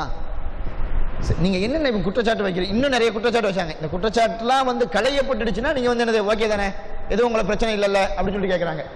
அப்போ அதில் ஒருத்தவர், எனக்கு ரொம்ப ஆசையா இருக்குது, உஸ்மானுக்கு பதிலாக நீங்க வந்துருங்களேன் அப்படின்னு. டென்ஷன் ஆயிட்டாங்க. ஏய் இந்த பேச்சை கொண்டுட்டு இங்க வராத, அங்க சுத்தி இங்க சுத்தி கடைசியில் என்னையே உங்களோட கேட்குறீங்களடா, வேணாண்டா விட்டுருங்கடா, ஒழுங்கு மரியாதையா போயிருங்கன்றாங்க. அப்போ அந்த பார்க்குறாங்க, சரி அலி ரலியல்லாஹு ஏற்கனவே ஒரு மதிப்பு இருந்துச்சுல்ல, அவருடைய முகமது வேற வந்து எங்கே இருக்கிறாங்க, எஜிப்தில் இருக்கிறாரு, அப்படி இதெல்லாம் பார்த்துக்கிட்டு அந்த கலகக்காரர்கள் எல்லாரும் முடிவு பண்ணி சரி அலி ரலியல்லாஹு தான் சொல்லியிருக்கிறாங்களே, இப்போ நம்ம எடுத்து வச்சிருந்த குற்றச்சாட்டுகள்லாம் இனிமேல் வந்து யார்கிட்ட இருக்காது, உஸ்மான் ரலியல்லாஹு இருக்காது, சரி நம்ம திரும்பி போவோம், பிரச்சனை வேண்டாம் அப்படின்னு சொல்லிட்டு என்ன செய்யறாங்க, திரும்புறாங்க. திரும்பி போனாலும் அதுல ஒருத்தன் வந்து என்ன சொல்றான், ஒருத்தவர் சொல்றாரு, ஏய் இவ்வளவு தூரம் கிளம்பி வந்தாச்சு, எதையாச்சும் ஒண்ணு செஞ்சுட்டு போயிருவோம்ப்பா அப்படின்ட்டாங்க. எதையாச்சும் ஒண்ணு செய்யவா? ஒருத்தப்படி பத்தி போட்டவன ஏற்கனவே சொன்னோம்ல, எஜிப்தை பொறுத்த வரைக்கும் யாராச்சும் ஒண்ணு பத்தி போட்டா அது கொஞ்சம் கொஞ்சமா பொங்கி ஒரு பெரிய ஒரு தீமுட்டமாயிரும். ஆமா இவ்வளவு தூரம் வந்தாச்சு, வந்துட்டு என்ன சும்மா வெறுங்கையை வீசிட்டா போவா, எதையாச்சும் ஒண்ணு செஞ்சுட்டு போவோமே, என்ன செய்ய அப்படின்றதுக்காக வேண்டி ஒரு மசூரா நடக்குது. அப்போ ஒரு 2 நாள் அல்லது 3 நாள் வந்து என்ன செய்யறாங்க, கொஞ்ச தூரம் அலி ரலியல்லாஹுடைய பார்வை விட்டு மறைஞ்சு கொஞ்சம் தூரம் வந்து என்ன செய்யறாங்க, எஜிப்துக்கு திரும்பி வரல, மதீனாவுக்கு கொஞ்சம் நெருக்கத்துல தான் இருக்கிறாங்க, ஒரு இடத்துல முகாமிட்டு இருக்கிறாங்க. அப்படி முகாமிட்டு இருக்கும் பொழுது அலி ரலியல்லாஹு இவங்கள்ட்ட பேசிட்டாங்கல்ல, பேசி நேரம் எங்க போறாங்க, உஸ்மான் ரலியல்லாஹு போறாங்க. போயிட்டு இங்கே வந்து இவங்களை மாதிரியா சமாளிச்சாலும் கூட அங்கே போய் உஸ்மான் ரலியல்லாஹு போயிட்டு என்ன செய்யறாங்க, ரொம்ப கோபமா பேசுறாங்க. வந்திருக்கக்கூடிய மக்கள்லாம் விட்டோன்னு வைங்களேன், அவ்வளோதான், என்ன பண்ணுவாங்கன்னே தெரியாது. அவங்க என்னென்ன குற்றச்சாட்டுலாம் வைக்கிறாங்க, தயவு செய்து இப்போ இதெல்லாம் நீங்கள் சரி பண்ணுங்க, இந்த மாதிரிலாம் பிரச்சனை இருந்துச்சுன்னா இனிமேல் வந்து நான் செய்ய மாட்டேன், வரமாட்டேன் உங்களுக்கு, அப்படியே சொல்கிறாங்க. அல் பிதாயா வ நிஹாயா போன்ற நூல்களில் இப்படியே அலிலியா சொல்கிறாங்க. இன்னைக்கு எஜிப்துலேருந்து வந்துட்டாங்களா, என்னையை அனுப்பி வச்சிங்க, அலியே வா அங்கே போய் வந்து என்ன செய்ய, பிரச்சனையை போய் வந்து சரி பண்ணிட்டு வா அப்படின்னு சொல்லி அனுப்பி வச்சிங்க. நாளைக்கு பஸ்ராலேருந்து வருவாங்க, தக்பலு இல்லல் மதீனா இல்லல் கூஃபா அப்புறம் பஸ்ரா, எல்லா இடத்துலேருந்து என்ன செய்வாங்க, கூட்டம் வந்துக்கிட்டே இருப்பாங்க. ஒரே என்னை கூப்பிட்டு அழிவா அழிவா போய் பார்த்துட்டு வா, நான்லாம் வரமாட்டேங்க. இந்த மாதிரியே இந்த இதெல்லாம் சொல்கிறாங்களா, இதெல்லாம் நீங்கள் வந்து என்ன செஞ்சுக்கணும், இது பண்ணிக்கணும் அப்படின்னு சொல்லிட்டு என்ன செய்கிறாங்க சொல்கிறாங்க.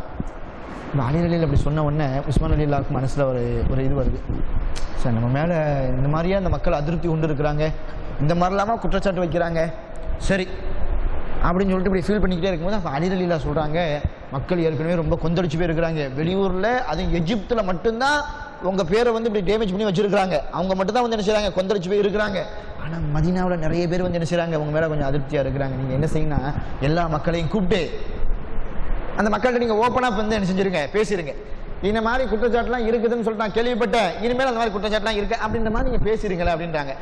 அலி அலியில் சொன்ன யோசனை நல்லா இருந்துச்சு. உடனே உஸ்மான் அலியில் என்ன செய்கிறாங்க, மஸ்ஜித் நபவியில் மக்களை எல்லாம் திரட்டி இப்படியே சொல்கிறாங்க, அல்லாஹ் வந்து எனக்கு வந்து ஒரு ஆட்சி பொறுப்பை தந்தா உங்களை எல்லாம் நான் ஆட்சி செய்கிறேன், உங்களுக்கு நான் என்னால் முடிஞ்ச அளவுக்கு வந்து என்ன செய்கிறேன், நல்லதெல்லாம் பண்ணுறேன், இதில் வந்து என்னையும் அறியாமல் தவறுகள் நிகழ்ந்துருந்துச்சுன்னா நான் உங்கள்கிட்ட மன்னிப்பு கேட்குறேன், எல்லாரும் மன்னிச்சுக்கங்க அப்படின்றாங்க. மன்னிப்பே கேட்குறாங்க ஒரு ஜனாதிபதி.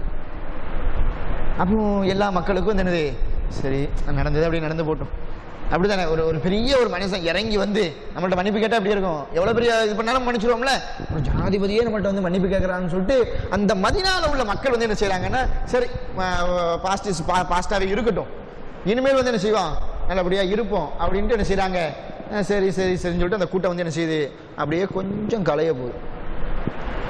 கலைகிறதுக்கு கொஞ்ச நேரம் இருக்கும்போது அப்போ அலி அலியா சொல்கிறாங்க, மக்கள் எல்லாம் கொஞ்சம் சாந்தம் ஆகிட்டாங்க, கூல் ஆகிட்டாங்க, உங்கள் மேலே ஒரு நல்ல எண்ணம் வந்துருச்சு, இனிமேல் இதே மாதிரி இந்த நல்ல எண்ணத்தை தக்க வைக்கிறது என்னது உங்கள் பொறுப்பு அப்படின்னு சொல்லிட்டு அங்கேருந்து என்ன செய்கிறாங்க, அலி அலியா கிளம்புறாங்க. கிளம்பி வெளியில தான் போகிறாங்க. அந்த சபைக்கு மஸ்ஜித் நபவிக்கு யார் வரான்னா மர்வான் அப்படின்னு சொல்லிட்டு ஒருத்தர் வராரு. மர்வான் பின் ஹக்கம் ரொம்ப கெட்ட மனுஷன், எப்போ பார்த்தாலும் எதையாச்சும் ஒரு பண்ணிக்கிட்டே இருக்கணும்னு சொல்லிட்டு ஒரு சிந்தனையில் ஓடிக்கிட்டே இருக்கும். இன்னும் சொல்ல போனால் உஸ்மான் அலி அல்லாவுக்கு நிறைய கெட்ட பேர் வந்ததுக்கு காரணமே யார் தான், இவர் தான் வந்து என்ன செய்யறதுன்னா, எந்த நபித்தோழரையுமே வந்து உஸ்மான் அலி அல்லாவே சந்திக்கவே விட மாட்டார். இன்னும் சொல்ல போனால் இந்த மர்வான் இருக்கிறார்ல, இவர் வந்து என்ன செஞ்சாருன்னா உஸ்மான் அலியா நல்லா கவர் பண்ணி வச்சுக்கிட்டாரு. எல்லா ஆலோசனையும் இந்த மர்வான் தான் கொடுப்பாரு, இப்படி செய்யலாம் அப்படி செய்யலாம் இப்படி செய்யலாம் சொல்லிட்டு உஸ்மான் அலி எல்லாம் ஆர்டர் கொடுக்கறதுக்கு முன்னாடியே சரி ஓகே ஆர்டர் வந்துருச்சு செய்யுங்க அப்படின்றான். அந்த மாதிரி ஒரு ஆளு யாரு, இந்த மர்வான்.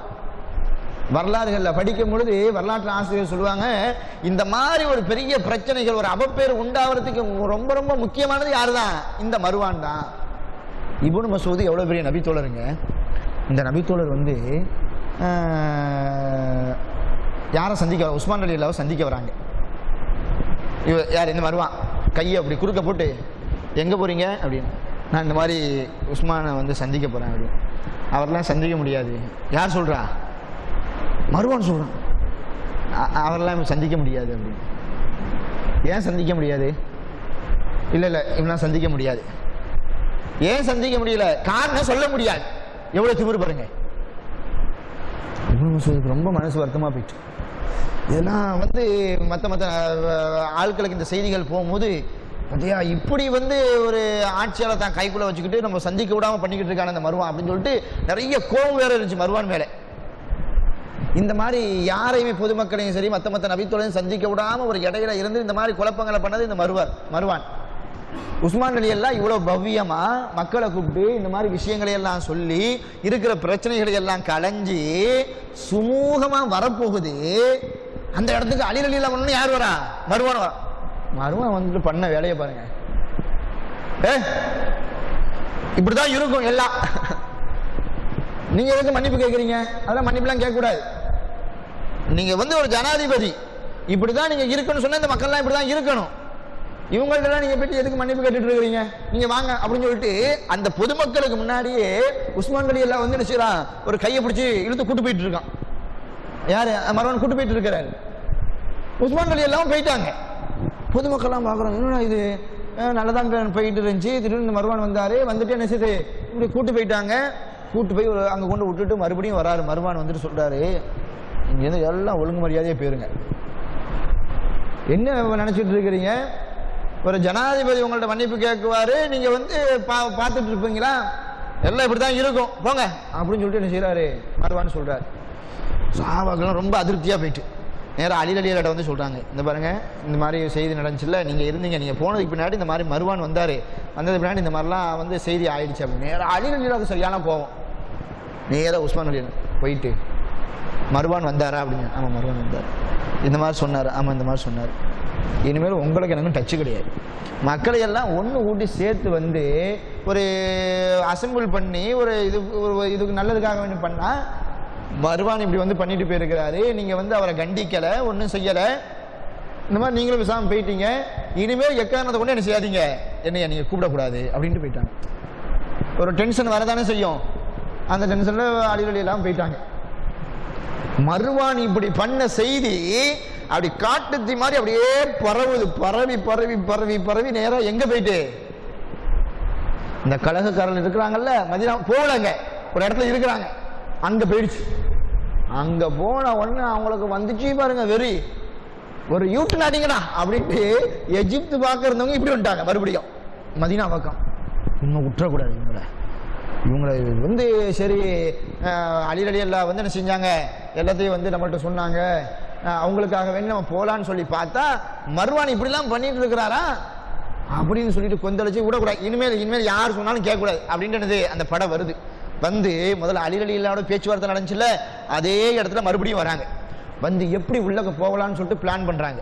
இந்த பிளான் பண்ணிக்கிட்டே இருக்கும்போது தான் இன்னொரு சம்பவம் நடக்குது. என்ன சம்பவம் நடக்குதுன்னா, மதீனாவில் இருந்து அழ்வர் அப்படின்ற ஒருத்தவர் வந்து என்ன செய்கிறாரு, மதீனாவில் இருந்து நேராக எங்கே போகுது, எஜிப்துக்கு ஒருத்தவர் ஒரு ஒட்டகத்தில் போகிறார். அவர் பேர் என்ன பேர், அழ்வர். இந்த அழ்வர் யாருன்னா உஸ்மான் ரலியல்லாஹுடைய மெய்க்காவலர், பிஏன்னு நம்ம சொல்கிறோம்ல, அந்த மாதிரி பிஏ.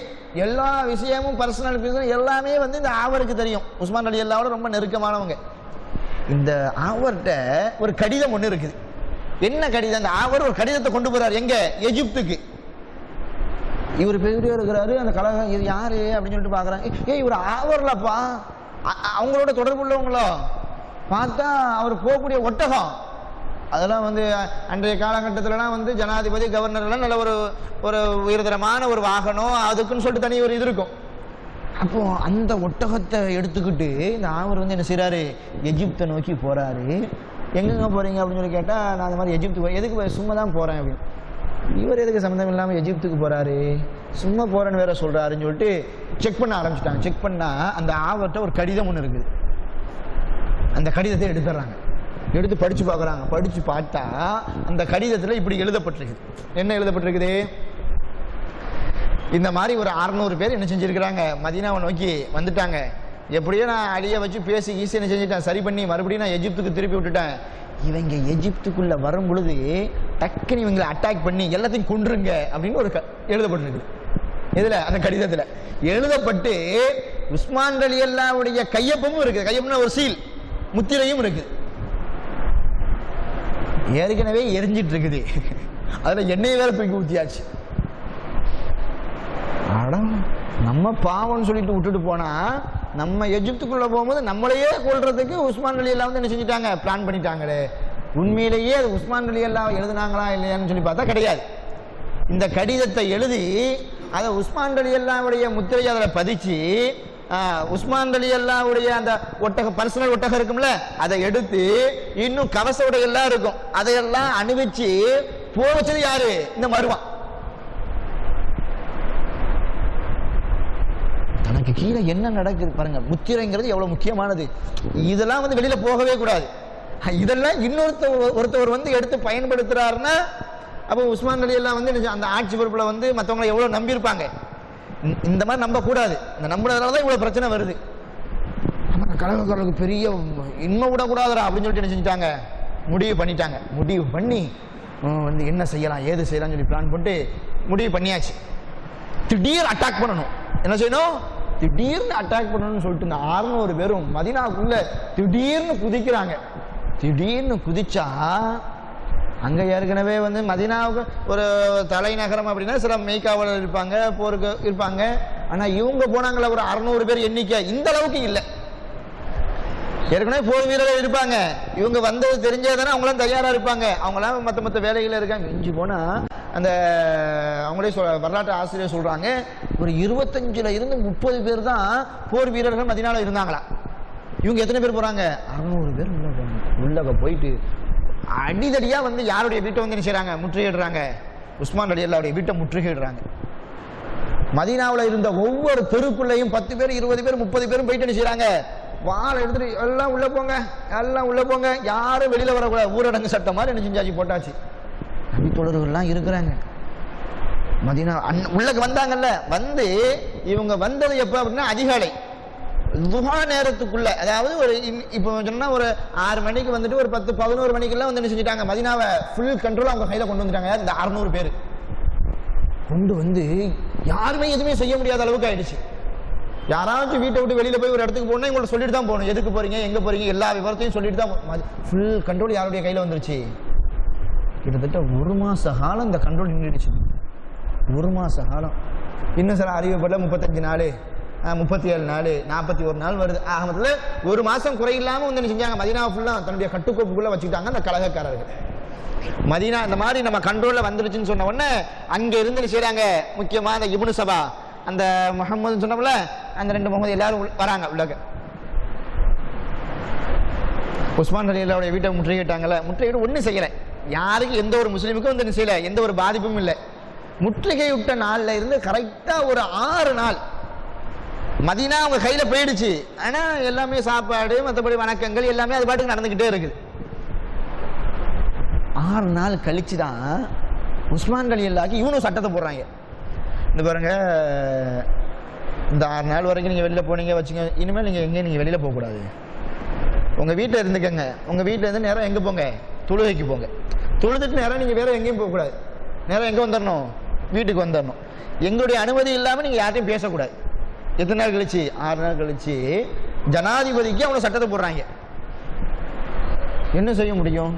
ஒன்றும் செய்ய முடியாது. அந்த மாதிரியே இந்த 6 நாள் கழிச்சு என்ன செய்கிறாங்க, நேராக உஸ்மான் ரலியல்லாஹு நேராக வீட்டில் இருந்து எங்கே போவாங்க, மஸ்ஜித் நபவிக்கு போவாங்க, அங்கே தொழுவாங்க, தொழுது முடிச்சு நேராக வீட்டுக்கு வருவாங்க. இப்படியே ஓடிக்கிட்டு இருக்கு. மனசுலாம் ரொம்ப விரும்பிடுச்சு.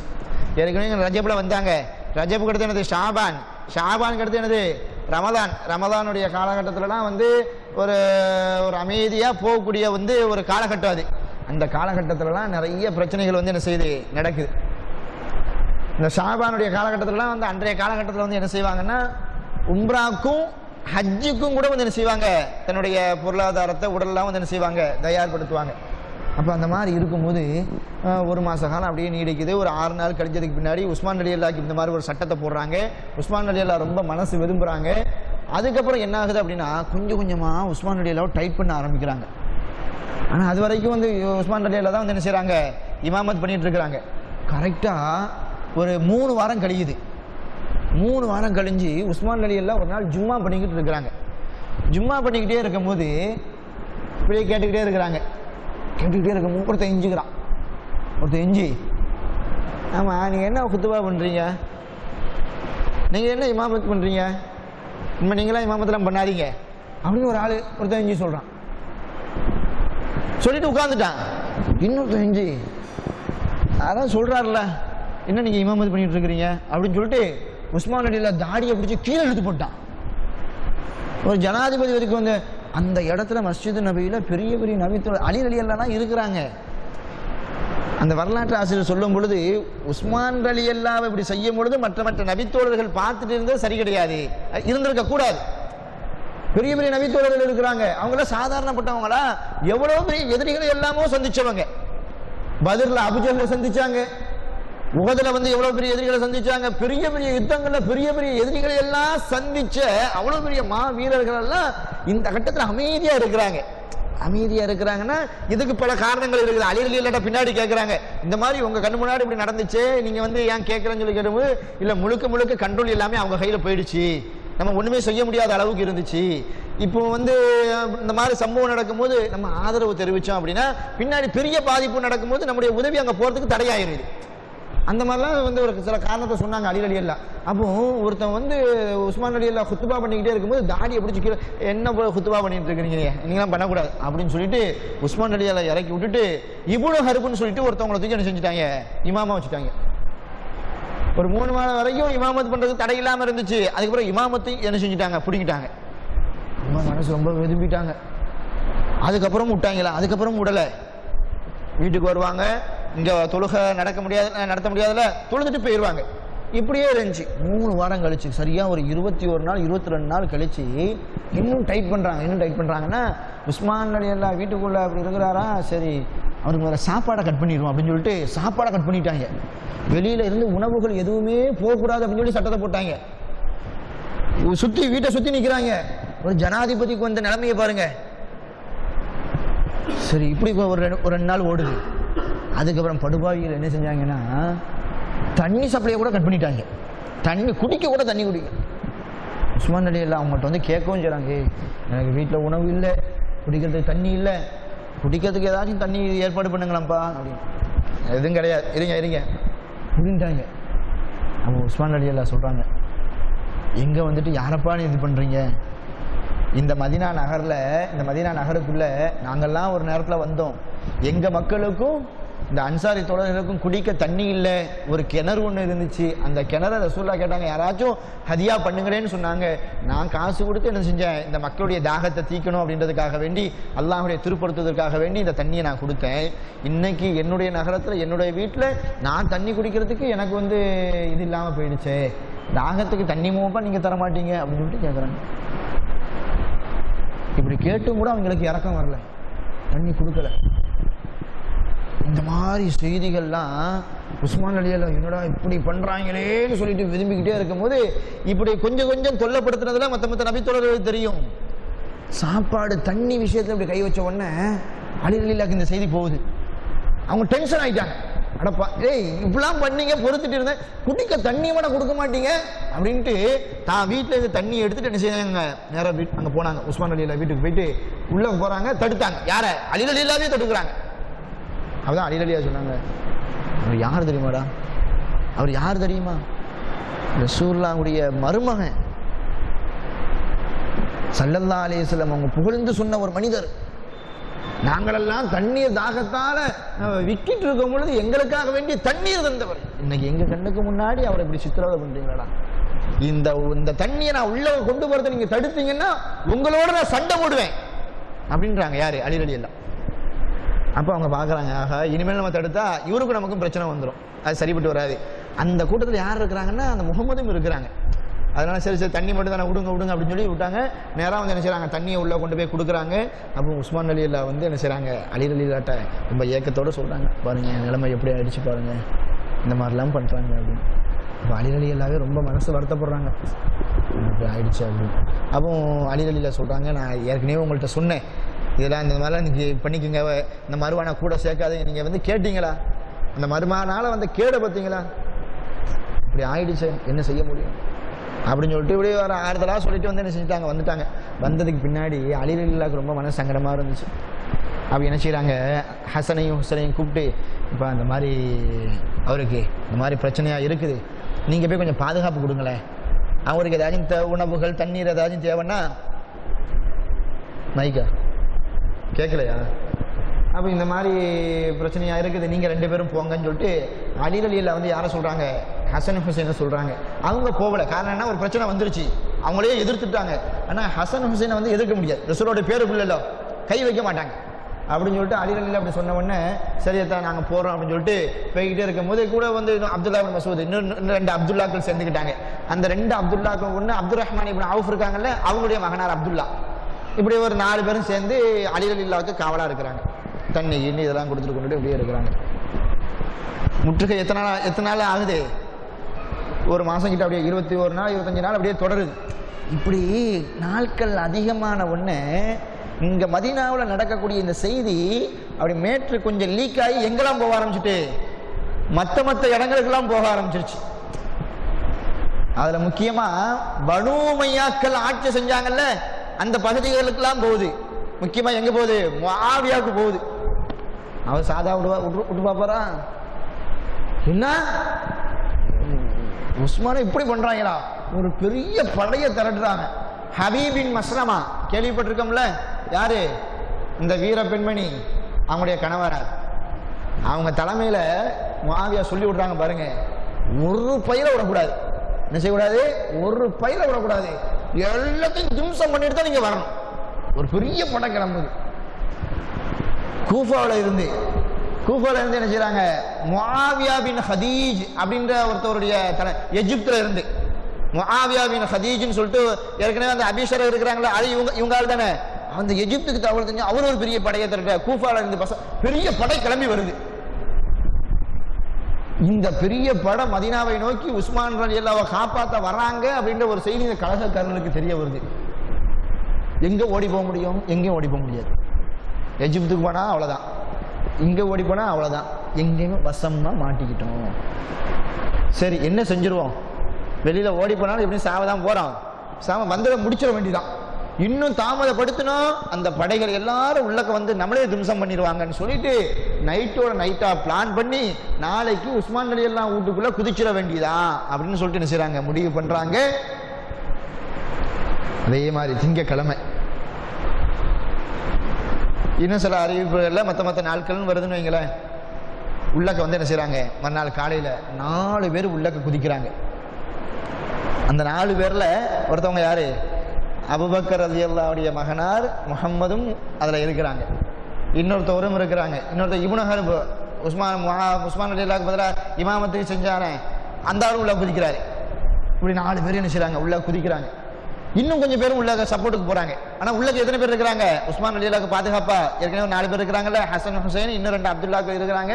அவங்க உடனே எங்கடா வரீங்க? சண்டையை விட்டு வாங்கணும். சண்டை நடக்குது. உள்ளக்கு 4 பேர் தான் இருக்கிறாங்க. இந்த 4 பேரை தாக்கிறதுக்கு ஏற்கனவே 4 பேர் வராங்க. இன்னும் கொஞ்சம் சப்போர்ட் இருக்காங்க. 2 பேருக்கும் அப்படி சண்டை நடக்குது. கொஞ்சம் நபித்தோழர்களுக்கும் கொஞ்சம் பேருக்கு வந்து செய்தி வருது. உடனே அவங்களும் காப்பாற்ற வராங்க. இப்படியே சண்டை நடந்து அங்கேயும் கொஞ்சம் உயிரிழப்பு ஏற்படுது, இங்கேயும் உயிரிழப்பு ஏற்படுது. கடைசியில் ஹசன் ஹுசைனு அந்த 2 எல்லாத்தையும் அடிச்சுட்டாங்க. அடிச்சு ஒரு பக்கத்துல மூலையில போட்டாங்க. கலகக்காரருடைய கை ஓங்கிருச்சு. உஸ்மான் ரலியல்லாஹுடைய ரூமுக்குள்ள உள்ள போறாங்க. போனா உஸ்மான் ரலியல்லாஹு குர்ஆன் ஓதிக்கிட்டு இருக்கிறாங்க. சூரத்துல் கஹஃப். இன்னைக்கு கூட சூரத்துல் கஹஃப்ல ஒரே ஒரு வசனத்துல ஒரு பெரிய எழுத்து ஒன்று வல்யத்தல தௌவஃப் அப்படின்னு சொல்லிட்டு ஒரு பெரிய ஒரு எழுத்து அந்த பக்கத்தை அப்படி படிச்சுக்கிட்டே இருக்கும்போது தான் அவங்கள குத்தி அந்த ரத்தம் வந்து அதில் திறக்கி ஒரு அடையாளமா நீங்கள் ஒரு பெரிய எழுத்தா போட்டு வைப்பாங்கன்னு வைங்களேன். குர்ஆன் ஓதிக்கிட்டே இருக்கிறாங்க. அந்த கலகக்காரன் உள்ளக்க போறாங்க. போயிட்டு கத்திய வாழை நீட்டுறாங்க. உஸ்மான் ரலியல்லாஹு வாழை, என்னடா வெளியில நீங்க உள்ளக்க வந்துட்டீங்க, என்னடா விஷயம்? கொல்ல போறோம் அப்படிங்க. அப்போ உஸ்மான் ரலியல்லாஹு கேட்குறாங்க, ஏய் என்னடா கொல்ல போறீங்களா? என்ன ஏன்டா கொல்ல போறீங்க? அந்த மரண தருவாயிலையும் கூட கொல்ல போறாங்கன்னு தெரிஞ்சவன கூட உஸ்மான் ரலியல்லாஹு அப்படி கேட்குறாங்க பாருங்க, என்னை எதுக்குடா கொல்ல போறீங்க? என்னை கொல்றதுக்கு நியாயமான காரணம் உங்கள்கிட்ட இருக்குதா? ஒரு 3 காரணம் இருக்குது. அந்த 3 காரணம் தான் நீங்க என்னை கொல்லலாம். முதல் காரணம் என்ன? நான் வந்து உங்கள் சொந்த பந்தத்தில் யாரையாச்சும் ஒருத்தனை நான் கொலை பண்ணிட்டேனா? அப்படி நான் கொலை பண்ணியிருந்தேன்னா நீங்கள் வந்து என்ன செய்யலாம்? என் மேலே நீ வந்து கொலை பண்ணலாம். இன்னொன்று என்ன? மரண தண்டனை இன்னொன்று எது கொடுக்கலாம்? விபச்சாரத்துக்கு. நான் விபச்சாரம் பண்ணிட்டேனா? நான் விபச்சாரம் பண்ணேன்னா வந்து என்ன செய்யலாம்? என்னை நீங்கள் கொல்லலாம். நான் இப்போவும் விபச்சாரம் பண்ணது கிடையாது, இஸ்லாத்துக்கு முன்னாடியே நான் விபச்சாரம் பண்ணது கிடையாதுண்ணா. அப்படி ஏன்டா என்னை கொல்ல வரீங்க அப்படின்னு சொல்லிட்டு என்ன செய்கிறாங்க? கேட்குறாங்க. 3வது என்ன சொல்கிறாங்க? யாராச்சும் புது மார்க்கத்தை உருவாக்கணும், அல்லாஹ்வுடைய சட்டத்திற்கு மாற்றமா புது மார்க்கத்தை உண்டாக்குற அதை செஞ்சிடலாம், கொண்டரலாம். அந்த மாதிரியா நான் எதுவும் பண்ணிட்டேன்? இப்படி கொலை செய்யப்படுவதற்கு, தண்டிக்கப்படுவதற்கு, உயிரை வாங்குறதுக்கு உண்டான காரணங்கள் நான் எதையுமே நான் செய்யலையே, நான் எதையுமே செய்யாத போது நீ எதை வச்சு நீ கொள்ளுவ அப்படின்னு சொல்லிட்டு கேட்குறாங்க. அந்த நேரத்தில் அப்போ உஸ்மான் ரலியல்லாஹு பார்த்து பாய்ந்த வாள்களில் முன்னுரிமையாக இருந்தது யாருடைய வாள்? அபூபக்கருடைய மகனார் முஹம்மது ரலியல்லாஹுடைய வாள் தான் இருந்துச்சு. அவங்கள பார்த்து கேட்குறாங்க, நீ பார்த்து நீ வாழை ஏந்தி நிற்கிற என்னை கொல்றதுக்கா? உங்கள் அத்தாவும் நானும் எப்படிப்பட்ட ஆள் தெரியுமா? உங்கள் அத்தா என்னை தான் ரொம்ப பிரியப்படுவாங்க. ஆனால் உங்கள் அத்தா பிரியப்படுறாரு, நீ என்னை வெறுக்கிறியா? ஒரு நேரத்தில் உங்கள் அத்தாக்கு பசியாக இருந்துச்சு, நான் சாப்பாடு கொடுத்தேன் தெரியுமா? சாப்பாடு கொடுத்ததுக்கு பின்னாடி உங்கள் அத்தா சொன்ன வார்த்தை என்ன தெரியுமா? உஸ்மானே, உமது வாசலை தேடி வந்த எவருமே வெறும் கையோடு போவதே கிடையாது, நான் உட்பட அப்படின்னு சொல்லிட்டு என்னை பார்த்து சொல்லிட்டு போனாங்க தெரியுமா அப்படின்னு சொல்லிட்டு சொன்னாங்க. அப்போ அபூபக்கர் அவங்களுக்கு ஒரு வெக்க உணர்வு வந்துச்சு.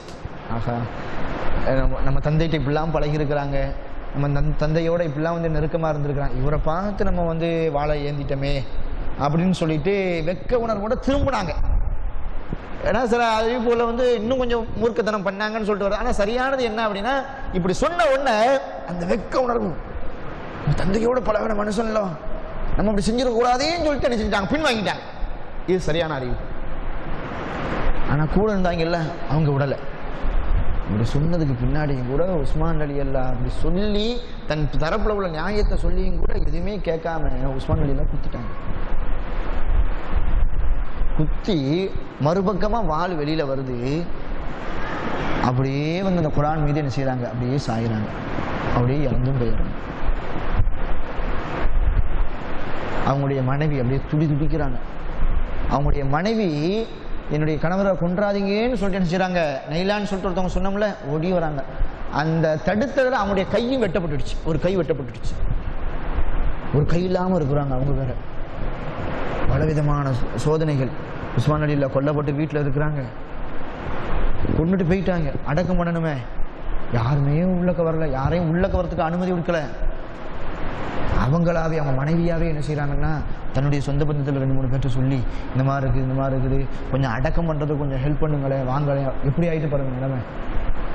அப்போ உஸ்மான் ரலியல்லாஹு சொந்த பந்தங்கள், அவங்களுடைய மனைவி சொந்த பந்தங்களில் கொஞ்சம் பேர் இரவோட இரவாக வந்து உஸ்மான் ரலியல்லாஹு வந்து என்னது அவங்களோட உடலை வந்து இது பண்ணி, யாருக்கு கலகக்காரர்களுக்கு வெளியில் கொண்டு போகக்கூடாதுன்னு சொல்லிட்டு என்ன செஞ்சுட்டாங்க, பாவிகள் கொடை செஞ்சதோட விடலை, வெளியில் கொண்டு போய் வந்து என்ன செய்யக்கூடாது, போகக்கூடாது, வெளியில் கொண்டு போகக்கூடாதுன்ட்டாங்க. அவங்க யாருக்குமே தெரியும், அவங்க மனைவி அவங்க சொந்த பந்தங்கள் யாருக்குமே தெரியாமல் சரி இவனை என்ன செஞ்சிட்டாங்க, அந்த இது இருக்குல்ல முஸ்லீம்களுடைய அடக்கஸ்தலம் ஃபக்கி, அங்கெல்லாம் ஆள் போட்டு வச்சுட்டாங்க, வந்தால் தடுத்துருங்க அப்படின்னு. இவங்க அதுக்கு பயந்துட்டு என்ன செஞ்சாங்கன்னா, உஸ்மான் ரலியல்லாஹு முஸ்லீம்கள் அடக்கம் செய்யப்படக்கூடிய அந்த இடத்துல கொண்டு போய் அடக்கம் செய்யாமல் எங்கே போய் அடக்கம் செஞ்சாங்க, யூதர்களுடைய கபஸ்தானில் கொண்டு போய் அடக்கம் பண்ணாங்க. இன்னும் சில இதில் வந்து முஸ்லீம்கள் அடக்கஸ்தலம் இல்லை, மற்ற இடத்துல கொண்டு போய் என்ன செஞ்சாங்க, அடக்கம் பண்ணிட்டாங்க அப்படின்ற தகவலும் இருக்குது. அப்போ உஸ்மான் ரலியல்லாஹு ஒரு நாட்டினுடைய ஜனாதிபதி, அதை காட்டிலும் 2 ஹலீஃபாக்களுடைய மனசில் இடம் பிடிச்சவங்க, அதை தாண்டி ரசூலுல்லாஹ்வுடைய உள்ளத்தில் இடம் பிடிச்சவங்க, அதை தாண்டி அல்லாஹுவால் வந்து நற்செய்தி கூறப்பட்டவங்க, இவங்களுடைய கடைசி கால வாழ்க்கை வந்து எப்படி ஆயிடுச்சு, அநியாயக்காரர்களால் வந்து கொடுமை செய்யப்பட்டு அப்படி வந்து என்ன செய்யப்பட்டாங்க, குத்தப்பட்டாங்க, கொலை செய்யப்பட்டாங்க. இப்படி தான் நடந்து ஆகணும். காரணம் என்ன, ரசூலுல்லாஹ் அப்படி சொல்லிட்டு போயிட்டாங்களே, இவங்க ஷஹீது அப்படின்னு சொல்லிட்டு போயிட்டாங்க, ஷஹீது ஆகணுமே, இவங்களால வந்து என்ன செய்தாங்க, ஆக்கப்பட்டாங்க. உஸ்மான் ரலியல்லாஹு கொலை செய்யப்பட்டு அவங்க அடக்கம் பண்ணதுக்கு பின்னாடி உஸ்மான் ரலியல்லாஹுடைய பிரச்சனை வந்து என்ன செய்ய முடியலை. அதுக்கு பின்னாடி ஒரு பூகம்பம் வந்து கிளம்புது. அந்த பூகம்பத்துக்கு பின்னாடி தான் அலி ரலியல்லாஹு வந்து என்ன செய்யறாங்க, ஆட்சி பொறுப்புக்கு வராங்க. அந்த பூகம்பம் என்ன, உஸ்மான் ரலியல்லாஹு சாப்டர் முடிஞ்சிருச்சு, அவ்வளவுதான். உஸ்மான் ரலியல்லாஹு கொலைக்கு பின்னாடி உஸ்மான் ரலியல்லாஹுடைய அந்த பிரச்சனை முடியலை, இன்னொரு பிரச்சனை பூகம்பமா வெடிக்குது. அந்த பூகம்ப வெடிப்புல யார் உள்ளக்க வராங்க, அலி ரலியல்லாஹு ஆட்சி பொறுப்புக்கு என்ன செய்றாங்க, வராங்க. அலி ரலியல்லாஹு எப்படி ஆட்சி பொறுப்புக்கு வராங்க, அந்த மாதிரி உஸ்மான் ரலியல்லாஹு கொலைக்கு பின்னாடி ஏற்பட்ட அந்த பிரச்சனைகள் என்ன என்பதை இன்ஷா அல்லாஹ் வரக்கூடிய வாரங்களில் தொடர்ச்சியாக நாம் பார்க்கலாம். இதுவரையிலும் நாம் அறிந்த செய்திகளை நமது வாழ்க்கையில் படிப்பணிகளாக எடுத்து நடக்க வல்லவர்கள் அருள்வானாக. சுப்ஹானக்கல்லாஹும்ம வபிஹம்திக அஷ்ஹது அல்லா இலாஹ இல்லா அன்த அஸ்தக்ஃபிருக வ அத்தூபு இலைக்.